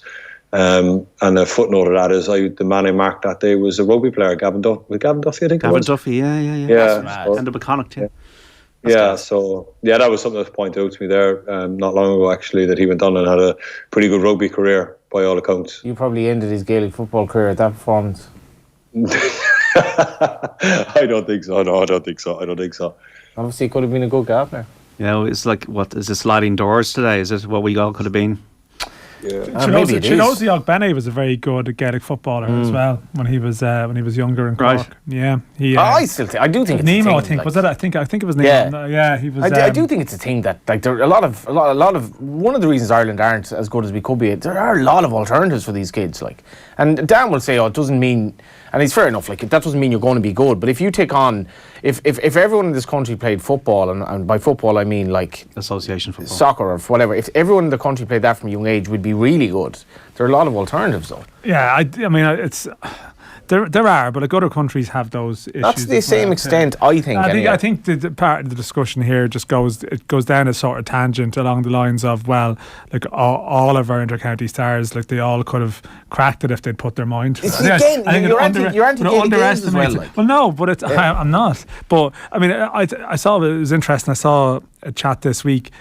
Kerry have introduced the team to the League of Ireland. Yes, have indeed. And I saw there's a Kerry football podcast. There's a guy, Adam Moynihan, a journalist down there who does it, and he had a couple of Kerry players on yesterday talking about is this a threat, and again, like that almost becomes the language of competition that comes into it very early in the days. It's like oh no, this could be a bad thing, rather than it being and that wasn't necessarily the tone of it, right? That's a bad thing. I think it was Sean O'Sullivan, was it, an ex-player, sort of saying we need to up our game. It's like, I think Kerry will be okay in terms of like, I think the allure of GA will remain in Kerry, and the fact that there's also now a League of Ireland side in the county, I think it's great. I think that should be the thing, and it's a real shame. You mentioned Mayo, like they're not going to have a team in the League of Ireland under 14 this week. I was writing about that this year. That we're on about spreading the game. Like, how often do we talk in here about spreading football to parts of the country that don't really have a team in the locality? Or talk about the League of Ireland, why can't it grow? Well, naturally, because there's loads of people listening from counties that don't even have a team, and we see it's going into Kerry now, and it's great. I think, Dan, it's no coincidence that we had a team in Thurles, we had a team in Kilkenny, we had a team in Monaghan that are all gone, because these are areas where, in the situation with Monaghan and it's Gaelic football, Kilkenny and Thurles, massive hurling strongholds, and it's hard. It's like it's not an easy challenge for Kerry at all, at all. And you have to be able to coexist. Like, absolutely, absolutely. It's, I mean, this has gone off on a complete tangent in terms of sharing facilities and knowledge, and there's always an adversarial nature to some of the relations between sports. It's pitched as one sport is a rival to another, and it's a threat, when it shouldn't really be that way. Yeah, we were just on. Sorry, not to labour the point. We were on the show last night, and we're talking about Gráinne Walsh, who just. She ended up, she was like a very good, she thinks she played for Shamrock Rovers, and she just like went sparring in the boxing gym, just like to kind of keep fit, and then she becomes like an unbelievably good boxer. So I think the example one should set to kids is allow them to play as many sports as they want, and give them the kind of freedom to see what they like and what they want to become. Like, and in Damien's case, it obviously, why did you choose soccer actually, Damien? Was it because at that stage you would have been sort of on the cusp of, I guess, Cork City, was it? Yeah, but I was never. I didn't have a huge GA kind of upbringing. I played a little bit, and then I went to a GA school, Closs Crease in Cork, and that's a big GA school. But in terms of I was never a kind of a devout GA man, and a staunch, believer. Soccer was always my thing. I love that you sound like it's like a Catholic thing, devout, staunch, I went to mass every. It is, though. You're right, Yeah, but some of them are, some of the lads like that, and GA was always something that I just kind of dipped into when soccer wasn't on, and that was that summer basically. We finished, and I only joined the panel, I'd say, the week before the Munster semi-final, because the soccer season had finished, and it was kind of just something to do for the summer, really, more than anything else. And ended up in a brilliant summer, one of the best summers of my life, being involved in that, with training and being involved in that for the course of it. But it was good. But I'll tell you, lads, I can't stop thinking of Tony and Kilkenny there and his messaging in, like, about the fatigue thing. Like, probably sitting on his living room couch with a box of Jaffa cakes and a cup of tea, and he's like saying, like, what a mad thing to type in, that it's not fatigue. Like, I mean, players are just absolutely out on their feet, and I agree with Johnny, just going to get it back on topic. Like, it's the amount of minutes and distance that players are covering now, that, like, the shelf life, and that's why the age is getting younger and younger and younger. Look at all the top players now, they're all 21, 22, 23, because you have to be. As soon as you turn 30, it's downhill. I think as soon as you get to 27, 28, to keep up the pace, to play for your country, to play for your club, especially if you're involved in one of the big teams, you're playing European football, and you look at their schedules, look at the World Cup this year, the Premier League started early, it's going to finish late. This is really wrong though, Damo, isn't it? Like, this is actually sad, because you're going to ruin a player, and he'll be a has-been, even though it should never have happened. Like, yeah, well, that's what I'm saying. It's interesting to see where it's going, and then you look at, like, the plans that FIFA and UEFA are rolling out, which I briefly saw there recently, expanding tournaments, creating a Club World Cup there. Did I see that recently coming up somewhere? Yeah. Like, I mean, so no, it's going to be 12 months of football, and it's almost a case of, we don't care. The conveyor belt is there. We have the raw materials. Every kid in the world wants to play soccer, and we're just going to keep churning out players. And that's it. And it's not a case of, like, if we exhaust our resources, the game might die. You will never exhaust the resources, because the TV money is going to keep rolling in. And you look at, like, the money that's going to come in for this Club World Cup now, selling rights for that, expanded tournaments where we have to sit through group games in the Euros and the World Cup of teams that really shouldn't be there, games that nobody has a huge pile of interest in, except for the teams of the countries that they're in, and all they want to do is sell rights in it. So, I mean, it's getting more and more, and it's very, very, very, very difficult. And I just don't understand why someone can just dismiss it and say it's not fatigue. That's his view, Jaffa cakes would be very I know, healthy, but I mean, unless you've a healthy biscuit as well, to be fair. The Jaffa cakes are good. There's only 1 gram of fat in every Jaffa the cake. choice of the sort of the professional. Yeah, the problem is then when you eat 20 of them, you haven't really sort of feeling good about it. Going to Supermax and having the Diet Coke. Do you remember was there a phase we saw footballers eating a couple of Jaffa cakes? I'm feeling quite guilty here now, actually. I thought you've been walking for... I've been walking, but... No, but in the past, I would have overdone on the Jaffa. You just haven't been walking to the shop to buy Jaffa cakes. That's not your 100 days of walking. Just the 3 boxes. 100 trips to the shop. As long as you walk a half an hour, you can do what you want. Well, that's you're one of your 5 a day Jaffa cakes. That's it. That's it. An orange in it. Yeah. Then you ended up buying a Passat on the way home. Yeah. Were you going to say something there? I don't think you've forgotten. I'm done. Okay. Nothing more to do. Johnny's fatigued. I mean, I'm fatigued. TV in the morning, radio in the afternoon. It's a tough life. Munster 40, Bennett on 30 result. Great to see Joey Carberry in the How did he get on today? Scored a try, the last try, the 6th try of the game for Munster. He got 6 tries to 4. He was left out of the squad, Johnny. I know this. Yeah. I did find that quite mad, actually. Derry 11 points, Limerick 4 in the Football League Division 2. In Football League Division 3, Fermanagh beating Longford 15-9. Promise O'Share scored for Fleetwood against Sheffield Wednesday in the FA Cup. He's going quite well, actually. The latest score in that one is Fleetwood 1, Sheffield Wednesday 0. But Femi's move has basically been confirmed as well, JD. Yeah, so that is going to happen to Burnley. So hopefully it works out. We should probably mention poor Jim Goodwin. You talk about football and the roller coaster of life as a player. I suppose as a manager, it's the next level. It's the next level up from that, because it can end very quickly. And like Jim Goodwin was having a sort of a terrific ascent. I mean, for people who, he's been on the show before, I think, but would have been part of Brian Kerr's underage teams, would have forged in the end a decent enough career in Scotland, and has climbed the managerial ranks from St Mirren, where he would have signed Jamie McGrath, a lot of other Irish players, Conor McCarthy amongst others.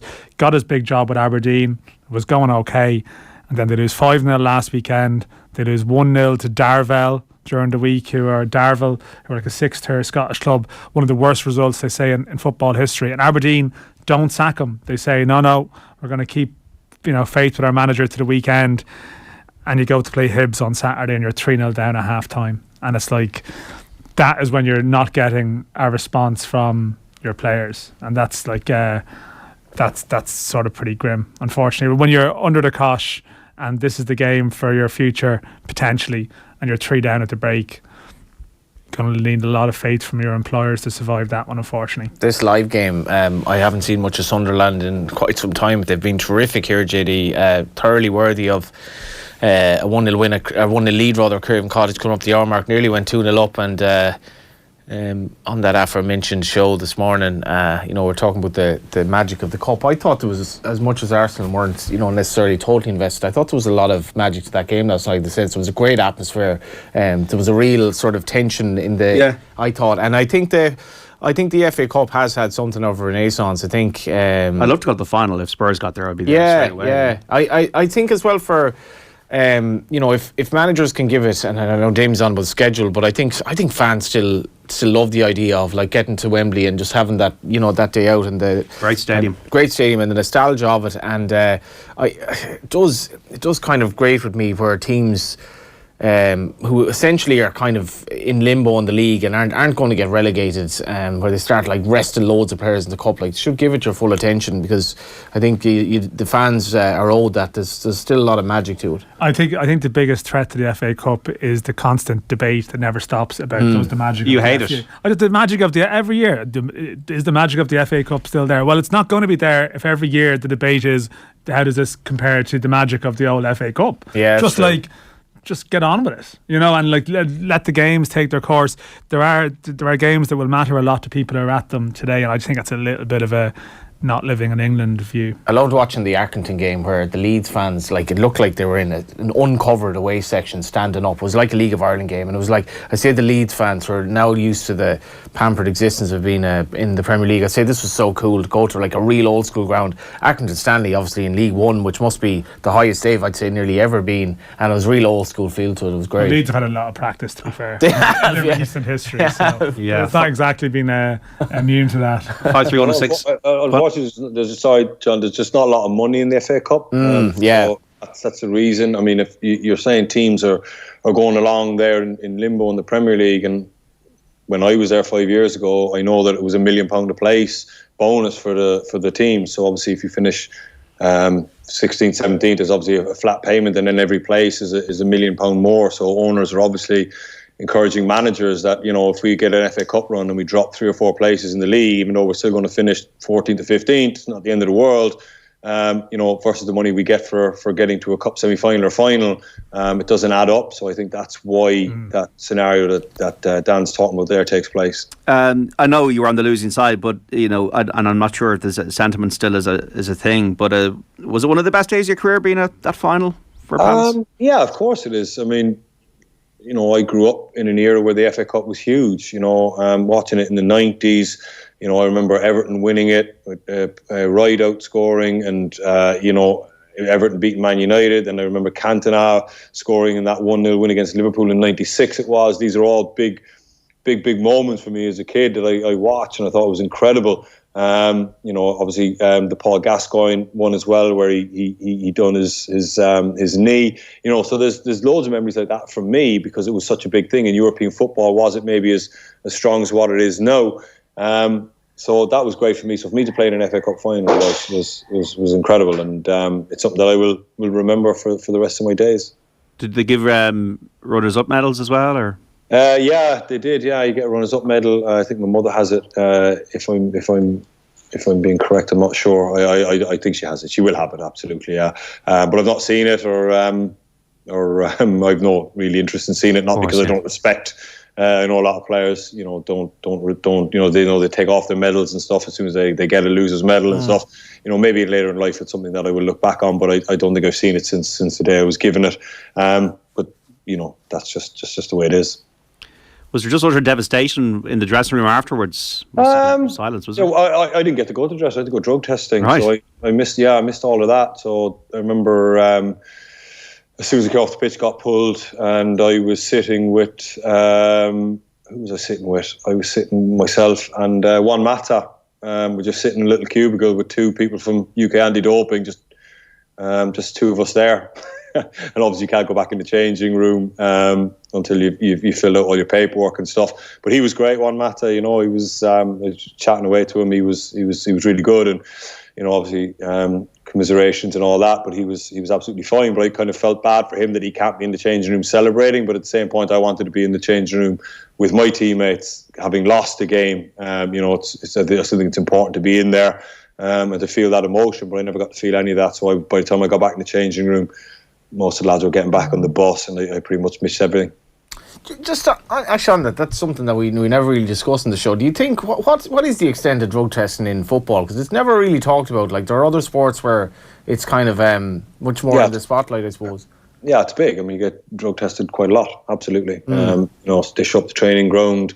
You have to give your whereabouts every day for 1 hour. So you have to inform. So basically what the club do is every day that you're supposed to be in, working, training, or whatever it might be, the club will maybe say something like, between the hours of 6 and 7 a.m. on a Tuesday morning, you will be at your home address. And then you have to be there. If they show up at your house between 6 and 7 a.m. and you're not there, I think that counts as a missed test. And if you get, I think, 3 missed tests, I think it is, it's a failure. I remember I got a missed test once where I was injured, and I'd come in the next day. It was I can't remember the details, but they gave my whereabouts as a training ground between like 9 a.m. and 10 a.m. But I'd gone for a scan, and rather unluckily, the drug tester just showed up and I wasn't there, so I got 1 strike. So then the club were really on me, saying you can't have another, because if you get to 2, then you're really in trouble. So from then on, I was kind of really managed in terms of my whereabouts, and I had to be really on it. But invariably, they have showed up to players' houses. I've never had that, but I do know that they do show up to players' houses in those nominated hours, and then they just show up a training ground unannounced. You see them, 7 or 8 of them, then there'll be a representative from the FA, there'll be a representative from the Premier League, and then there'll be UK anti-doping. And then once training finishes, you get nominated one guy, and then he's your guy. He sticks with you. First thing you got to do is go and identify yourself with a identification, fill out umpteen forms, consenting, and then they'll always have a nurse with them then as well, and they'll take blood and urine. And then that's you. You got to stay there until it's done, and they can pretty much go wherever they want. They try and restrict your movements, but if you need to go, they won't let you go in the shower. Obviously, because if you can urinate in the shower with the water, and then say that you couldn't urinate and stuff like that, so you're not allowed to go for a shower. But they will allow you to put on fresh clothes and stuff, and then you have to go and sit with them. So that's kind of just the routine, but it does happen quite a lot. Yeah, more thorough than I would have thought, I have to say. Yeah, I think it's obviously a topic that comes up every so often. I think I think still the number of tests that are done in a year would be a question mark. And yeah, I mean, it's sort of a broader debate to go into. I mean, there's obviously a random element to it there, but no, the selection as well, Dan. Yeah. Do. Sometimes they show up with a bag of balls, like lottery balls, and they pick out 5 numbers and they're 5 players. Other times they show up with a list. Yeah. Does performance enhancing? Yes. Oh, sorry. Does it like, obviously there are some sports where, like cycling, where it's just it's so hard to be a professional that you're looking for an edge. Does it happen in football at all? Like, anecdotally, do you think players look for an edge, or? No, I don't think so. But having said that, that's really naive of me to say that, because I'm pretty sure it does go on. But with the amount of testing that happens, it's difficult. But I remember towards the latter end of my career, I always seemed to get drug tested an awful lot, because I was 35, 36, and I was playing every week. And I think they do look at stuff like that. Like, if somebody gets into a really rich vein of form and is scoring a lot of goals, or all of a sudden they're, I presume that the anti-doping, you get access to physical data, and if they see the players are like spiking above normal, then they'll definitely show up. So if I was playing, maybe 30 games a season at the age of 35, they'd kind of look at that and think that's not, I won't say it's not normal, but it's not common. And I used to get the back end of my career, I was always one of the ones that got pulled for drug testing. They didn't call you in after Daily Mount, did they? They were like, did you have a few last night? That's one thing I never got. Actually, in the League of Ireland, I never saw it. I never saw drug testing. Actually. Yeah, there would be the debate in Ireland, wouldn't it? There would be very low numbers of tests, and that would definitely be a question. And I mean, look, football has had issues in recent times. I mean, sort of cases in Italy and Spain, and very sort of valid questions raised at times. I think it comes, and even it sort of ties in with the what we're talking about, like with say fatigue and the schedule and stuff, that you're talking about sort of stuff that probably that is legal, but it's like the injections, the painkillers, whatever. Like it naturally encourages people to push the boundaries a little bit more when it comes to that stuff. When you have that type of schedule, and clearly, what would people say, it's like the medicalisation of sport to some degree. That there's stuff that is legal, but obviously you would say, is it necessarily healthy? And this is the thing, and sort of you can sort of take this and take that, and it's fine, like it's inside the lines. But is it okay? I mean, I've tried to ask questions about this before to people, and do you think there's an issue? And I remember speaking to someone very involved who would say to me sometimes, and this is just reflective of society generally, that sometimes where footballers might be vulnerable would be bad decisions on a Saturday night, and or recreational, recreational, and like exactly, and that's something that I think has would have.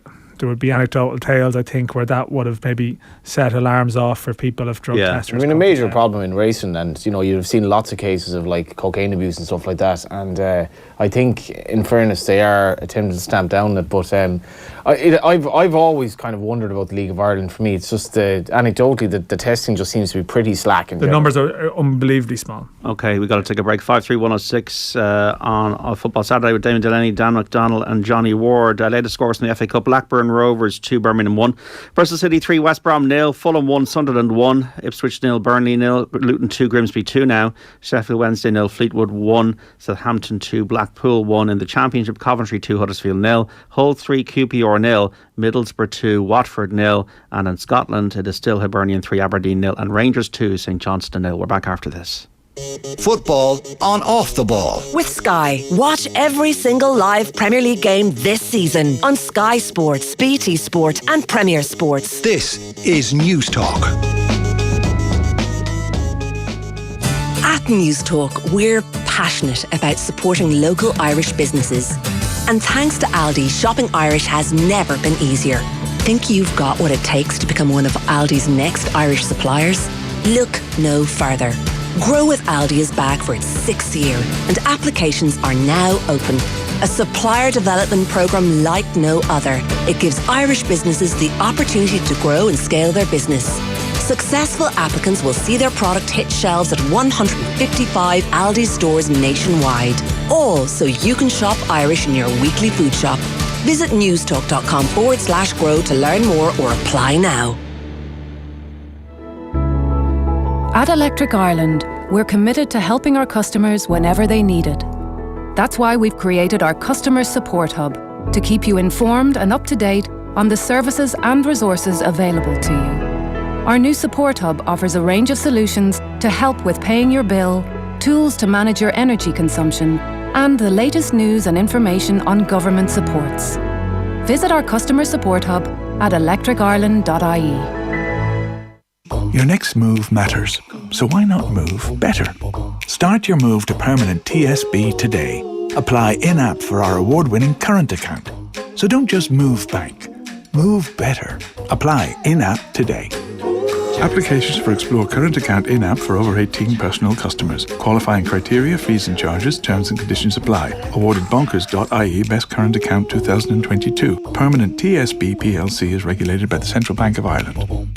With the ongoing war in Ukraine affecting the cost of energy, many of us are facing a challenging winter. Through Budget 23, Government is introducing a range of supports to lessen the financial impact on families, households and businesses, and will continue to monitor the situation in the coming months to protect those in difficulty.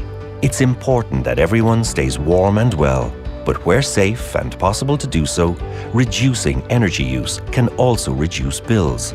Changes like turning your thermostat down by 1 degree and considering how often you use energy-intensive appliances like tumble dryers can make a big difference.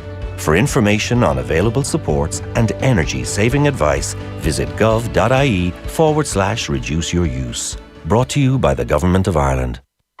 SEK Dublin International School in Greystones is now accepting admissions for the upcoming academic year. Part of the SEK Education Group. With 10 private schools in Europe and the Middle East, SEK Dublin is a secondary co-educational private school for 12 to 18-year-olds and the first school in Ireland to offer the prestigious International Baccalaureate Middle Years and Diploma programmes. To learn more and apply, call 01 287 4175 or visit sek.ie. Hotels. We often play host to so many of life's big events, whether they're a once-in-a-lifetime occasion or those few magical moments away each year. At FBD Hotels and Resorts, our teams are committed to making every visit memorable, whether it's a drink with an old friend or making that perfect business pitch. Behind each memory is a team that cares. FBD Hotels and Resorts. It's just our way. At the Fruit People, we know that no two offices are the same. That's why we work with local artisan producers and catering partners to offer a unique food and beverage experience your whole office can enjoy. From fresh fruit baskets to healthy snacks, locally roasted coffee to lunch catering. Turn your workplace into a healthy food space. Search thefruitpeople.ie. Not sure your accountants do all they should? Talk to Tax Assist. At Tax Assist, we offer a personal and proactive service all year round. Switching is simple and you can do it anytime. Visit us in one of our 20 stores or meet us online to get a free, no-obligation quote. Get the service you and your business deserve. Visit taxassist.ie. We're here to help you thrive. Pop an extra spring in your step with this fantastic deal from Air Mobile. Switch today and get the Samsung Galaxy S22 for just €49. Plus, get unlimited calls, unlimited texts and no limits 5G data on the Air Connect Plus 5G plan. For more, go in store or visit air.ie. 5G coverage subject to availability. Available on selected bill pay plans. 24-month contract subject to fair usage. For full details and terms, see air.ie. Football on Off the Ball. With Sky, get more of the sports you love on Sports Extra with BT Sport and Premier Sports. This is News Talk. And welcome back to Off the Ball Saturday here on News Talk. John Duggan with you 3 to 5. This is Football Saturday. Remember, football on Off the Ball brought to you by Sky. The Premier League is back. Watch every live game for the rest of the season on Sky Sports, BT Sport and Premier Sports. You can text us 53106. Listen across the country on News Talk. Also watch us on the digital and social channels for Off the Ball on Twitter, YouTube, Facebook and on the OTB Sports app. On the line is Damien Delaney, the former Republic of Ireland and Crystal Palace defender, and also in studio Dan McDonnell of the Irish Independent and Johnny Ward, the broadcaster and journalist. Aaron Connolly has scored again for Hull, his second of the game in the Championship. Yeah, they lead QPR by 3-0. Damien, for many times in the show you were very critical of Solskjaer and Man United back in the day. What's your view now on Ten Hag, how he's doing, how the project's going there? Well, I'm be interested to hear what you have to say about him. Really good. I enjoy watching Man United now. There's a structure, there's patterns, there's discipline, and there's a cohesion there. They're probably still a few players short, but I think they'll get top 4. They'll probably win a trophy in the League Cup, potentially go deep in the Europa League, and considering it's his first season, I think all the signs are there. I would still have my reservations about the stuff that goes on over his head in terms of signings and handing out new contracts. He spoke about a couple of weeks ago there about, I think, something along the lines of average players too often, we've overpaid, that type of stuff. And then the very next day they signed Weghorst and Jack Butland. So whether or not he'll be given the ammunition to fulfil what he wants, but I think it's as great a chance as Manchester United have now of actually getting back to the top. But this guy needs to be backed. Now, I know there's a potential of a takeover, and I hope that the reason that they didn't sign anyone of note in January is that due diligence is going on at the moment, and the club don't want to spend any money. And hopefully the takeover will be complete by the summer, and then they can set about moving pieces around the chessboard and getting Manchester United back to a competition level. But I think he's very, very good, and I like listening to him. I like watching him. Everything he says, get a good sense from him. And he's, rejuvenated certain players like Marcus Rashford. Aaron Wan-Bissaka looks like he's coming into his own now as well. And he's obviously identified the problems and fixed them. But I think he can only do so much, and I think he's getting the max out of the squad that he has. And I've always said that any manager's job is to look at the squad and the ingredients you have available to you. Are you getting the most out of it? And if the answer is yes, then you can go to the board and say, hey, look, I'm getting everything I can out of the squad. You need to help me. But too often with Manchester United, especially under Solskjaer, I just felt that team was just not anywhere near where it should be. Picking the same players over and over again, regardless of performances, showing an unwillingness to change. But look, Ten Hag is off to a great start, and pretty sure he'll do well. They play Reading tonight in the Cup. Liverpool away to Brighton tomorrow. They're bogey team at the moment. What does Klopp need to do to turn things around at Liverpool? Well, interesting. Very, very difficult for him at the moment. The fatigue issue we talked about. If a certain number of players that have been on the road for a long time, the likes of Alexander-Arnold, Robertson, Salah, Jordan Henderson, a lot of these players, Van Dijk, I know he's injured at the moment, but a lot of these players have been, foot to the floor for a number of years, and they just can't seem to get themselves any momentum, and that's a difficult part for them. I'm not sure how you roll back from that, other than, and it might seem drastic, but I just think he needs to cull a few of the people that have done brilliant for Liverpool. Like who? The likes of Trent, Robertson. I'm not saying they need to be moved on, but I just think that they need to sign players to put them under a serious amount of pressure. All those players I mentioned are always going to play. They're the first names on the team sheet, but they're not producing the same levels that they were. What about Salah, Demo? Well, Salah, absolutely. I know he signed his contract in the summer, and I'm not for any instance saying that all these players need to be sold and the whole thing needs to be ripped up. But to try and get a bit of motivation back in them, sign players, drop them, leave them out of the team. And if you sign some serious competition, but I think with Liverpool they have a need in midfield as well. So I'm not sure they're going to have time to sign players for competition here. But I think it's the best way to get it out of them, to put them under pressure again, to kick them back into gear. But not just them, and obviously the new players that come in haven't gelled as well. I'm not saying that's the only problem, but those players have come in haven't gelled as well. And then obviously the injury situation is huge as well. He had the competition at the top end of the pitch with Luis Diaz and Jota and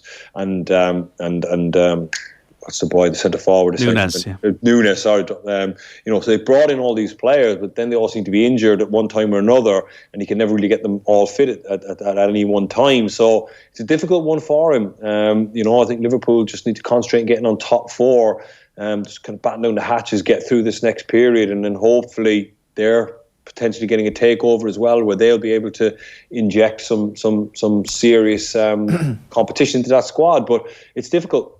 I think the Salah comments, JD, that he made during the week ahead of the game were interesting in the sense that he... Salah's not the problem there. Well, he's one of the problems. Salah's not playing well, but he essentially blamed it on the loss, sort of, without... I don't think he named the loss of Mane and Firmino. Yeah. That dynamic three, and they knew... Yeah. And Liverpool, and I was on... Also getting the supply. Yeah, I was on with Man City, and Liverpool's another level, but Liverpool, again, they look like a team that they don't really exactly know what they're doing at the moment. Salah's kind of lost, and... It's amazing how football makes such a fool of you so soon, and that Manchester United and Arsenal are two teams where you're like, yeah, they know exactly what they're doing, they're performed to the max, and Man United were even briefly sort of flirting with the title race. Arsenal are favourites. Liverpool are 200-1 to win the title, and you're like, I don't think they're going to get top four, and they look, funnily enough, all of a sudden after like 4 or 5 months of season, they look like they have a lot of problems. They actually look like they have a lot of problems. I think the last years just caught up with them. It has. And now, I do think the injuries that they've had with their strikers, but like if you look at the midfield, Thiago doesn't seem... I don't know what his role is. Henderson is miles off at times. Van Dijk isn't the player he was. And Liverpool just look a team that really, you're not afraid of them at all. Brighton will go out there thinking that they're favourites tomorrow, like against Liverpool, and that's just how it is at the moment. 5-3-1-6. Last season, Arsenal had their Champions League place under control. Then they lost at home to Crystal Palace at Hampton. They were hammered then by Spurs. They still have to play Manchester City twice. Says Lar. Hi lads, I've no problems with fatigue. This is my second text of the show, says Sean. Dennis Irwin went to Colosh to Crease 3-2. Not too shabby, says Richard in Portlaoise. What a player. Where Damien went. And on YouTube as well, we got a comment in here just about the kind of the competition of the size of Ireland.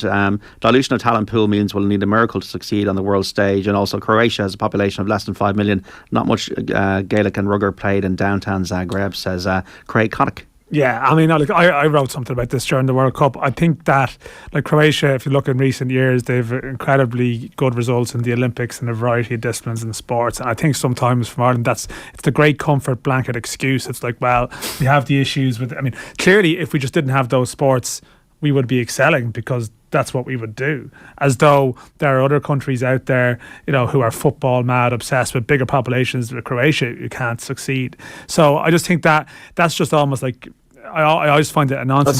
Gaelic games was basically a sport that was born out of soccer, right? Is there anything comparable in the sense that they're so close? But you're sort of assuming that Ireland's issues are to do with numbers, playing the game, rather than like the inability to sort of create.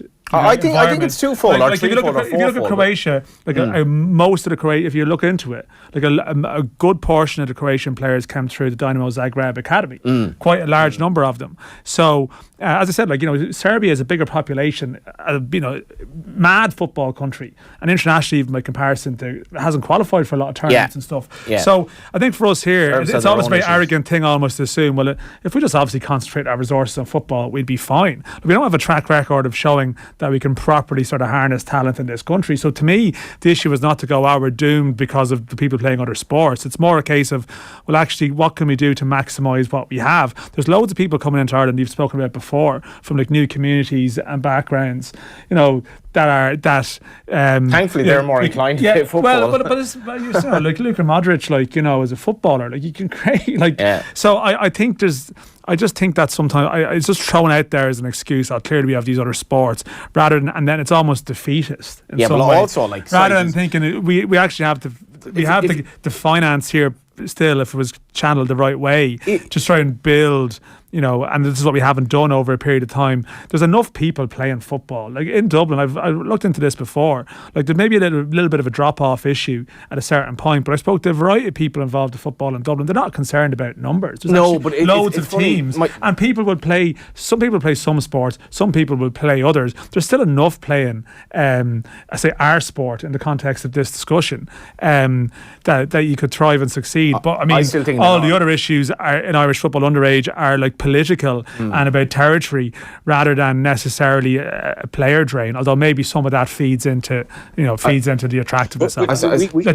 We have no academies here, essentially, of note. Now I know all the League of Ireland clubs have them, and Shamrock Rovers are doing great work there, producing talent, and Shamrock Rovers seem to be the first team to have got their underage structure in order. And that's not necessarily true. No, fairness, there are other clubs. Let him finish his point. No, yeah. I mean, insofar as like their training, their facilities, everything, they're geared towards it. A lot of other teams have got academies, and it's almost like hoping we're churning out players. But I think Rovers are genuinely making a conscious effort now at underage level there to churn out players. And I just think that if we had the facilities, you're talking about Croatia, you want to go to Croatia and see their facilities, all the way down. Even the smallest town in the far reaches of Croatia will have the right facilities to find players and get them into the Dinamo Zagreb facility. I don't think we have that here. We don't have enough of it here. Players then become a little bit like, there's other sports, and then they drift. If we could get proper full-time academies around the country with the facilities and the requirements and everything they need, the environment for players to develop, we will develop football players, absolutely. But we just seem to, and it's coming, you know what I mean? We even look at the underage section now. We have players that are popping up, especially in Brighton and across the water. It's getting there, but we just seem to have missed out on a generation of that. Yeah. And we might have to wait a little bit longer. But I still think that, even down here, you look at Cork City's academy, the lads that are working there are doing their utmost, but they're still training out at Bishopstown in Cork, and it's just not adequate. If you're looking, Cork being the catchment area that it is, I know Kerry and Waterford are nearby and Limerick and whatnot, but the catchment area in Munster, if we had an absolute academy here where we could get all the best talent, similar to what Rovers are doing up in Dublin with their work. We can produce players, but we have to give them the environment to do that. I've made this point a million times, JD. If the government is getting a great kind of bang for its buck for the money it's putting into horse racing and greyhounds in this country, it certainly is with horse racing. There's absolutely no reason whatsoever where the government can fund academies or help fund academies in this country, because the benefits would be enormous for everyone out of betting money that's actually bet on football and isn't bet on horses. No, the funding pieces. I mean, where you can maybe talk about comparison of sports, there's no doubt there's a funding issue there. I mean, Damien talks. I mean, there's been talk for years about the centre in Glanmire that's meant to be happening again since forever. And you're still waiting for like a shovel to appear with a lot of this stuff, and that's where the sport has probably suffered here, maybe in comparison to others, rather than necessarily losing all the best players or potential players to them. But anyway, maybe it's a circular debate. Maybe just a couple of things to finish. Harry Kane could break the record for Spurs against Preston tonight, surpassing Jimmy Greaves. 266 goals at the moment. I was going through your career. You faced him a good few times, Damien, in the Premier League. What was he like to see man to man? Look, he's a handful. Like, absolutely. One thing you always had to be aware of going into games with him is he's greedy. He shoots from anywhere, and he shoots at the least point you expect it. That's one thing. Left and right foot. Sometimes he just picks a ball up the edge of the area and he's kind of facing, and you kind of think to yourself, well, he's just going to pass that wide to the left back, and he's not even facing the goal, and all of a sudden with no backlift he just gets a shot off. And he used to shoot from crazy angles as well. Even down near the end line he would just put his foot through it. Considerably better in the air than what you might think. Really, really elusive on corners. I used to always have to pick him up on corners, and he was very, very difficult. He used to always pull off the back here. And he's an all-round top player, and he's a good fella as well. And I hope he will break Jimmy Greaves' record. And I just hope that he gets some semblance of a trophy for his time at Spurs, because it looks like that's where he's going to finish up now. I think that move to Man City, when it failed to materialise last year, that was probably his one hope of getting out. But it looks like he's going to be a one-club guy, in my opinion, and I just hope he gets a trophy of some description. Wasn't that the line from Brian Clough in that documentary where he's interviewed late in life? He goes, I was the first person to get to X number of goals, and even quicker than Greavesy. And by the way, Greavesy was the best of the lot. Big time, and I think he's probably right there. FA Cup scores coming up to full time. Blackburn 2, Birmingham 1, Bristol City 3, West Brom 0, Fulham 1, Sunderland 1, Ipswich 0, Burnley 0, Luton 2, Grimsby 2, Sheffield Wednesday 1, Fleetwood 1, Southampton 2, Blackpool 1. Results from earlier: Accrington 1, Leeds 3, Walsall 0, Leicester 1. A goal has just gone in. Blackburn 2, Birmingham 2 now. Preston Spurs at 6, as I said. Man United Reading at 8 in Scotland. Hibernian 5, Aberdeen 0 now. Rangers 2, St Johnstone 0, Ross County 3, Kilmarnock 0, St Mirren 1, Motherwell 0. And also in the Championship, Coventry 2, Huddersfield 0, Hull 3, QPR 0, Aaron Connolly twice, Middlesbrough 2, Watford 0. I think you kind of did touch upon it, but somebody was going, Brian, how about Johnny getting a mention of football cliches? Absolutely hilarious. Yeah, well, this was our discussion about hands up. Talk about caught red-handed. So, our discussion about football cliches last week, someone listened to it and sent it into Football Cliches, which is a very popular podcast that sort of goes over this stuff consistently. And it was pointed out that 10 minutes after Johnny's rant on football cliches, he spoke about a horse downing tools. And I was at the point though, what tools is a horse? To be fair now, I don't think it was a rant, but you know the way in Father Ted where he's like, I can explain everything.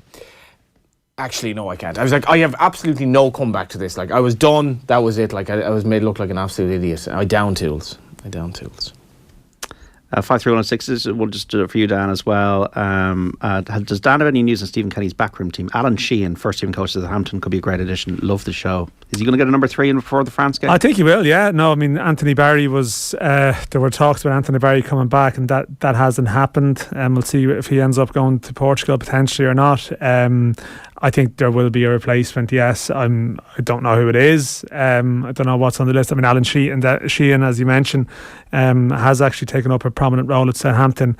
But the assumption probably is that it will be a double jobbing type of candidate again. Right. But it's obviously been a risk with that in the past, that that something happens that opens doors for them. And I suppose there's an element of prioritising now that you need someone to be able to say that you're going to be there for the year. There's a bit of drama, JD. Last minute, Sunderland have scored. It's a great goal on the break. Little kid by the name of Rig, who looks like he's back to school on Monday. He's really what a moment for the kid. A great little break off the bar. I think it's onside.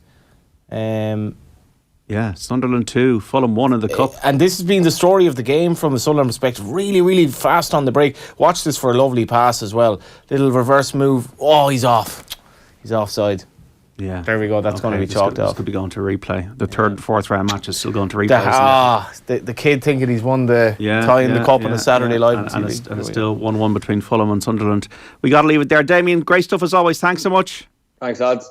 And Dan and Johnny, thanks so much as always, lads. I got to recommend to Damo before we go the Tehran documentary. I know he is an interest in the country. The Tehran series on Disney Plus, and I'd like to get his reaction to it. Johnny, we should clarify that before we go. Like an interest in the country.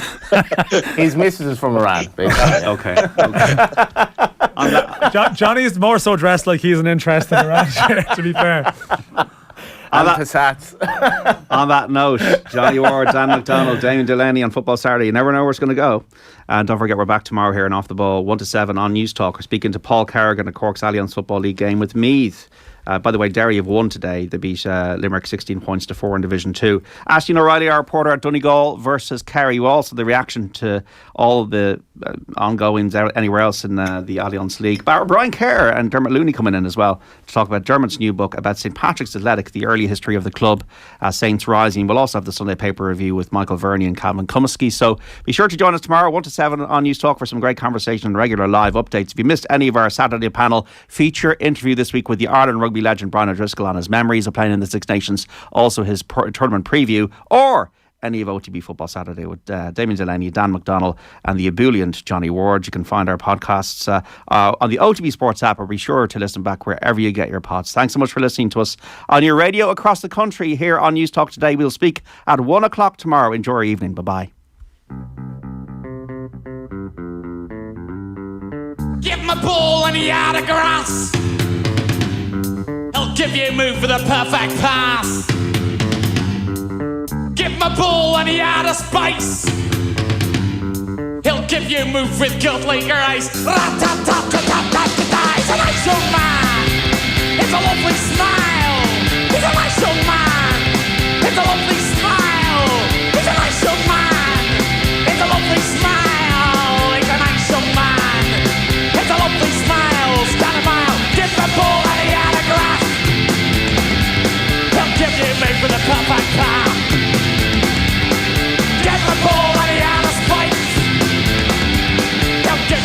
Follow at News Talk FM on TikTok for the latest news, reports and trends from our presenters and reporters. It's the final weekend of the Harvey Norman Big Sale, with deals across our massive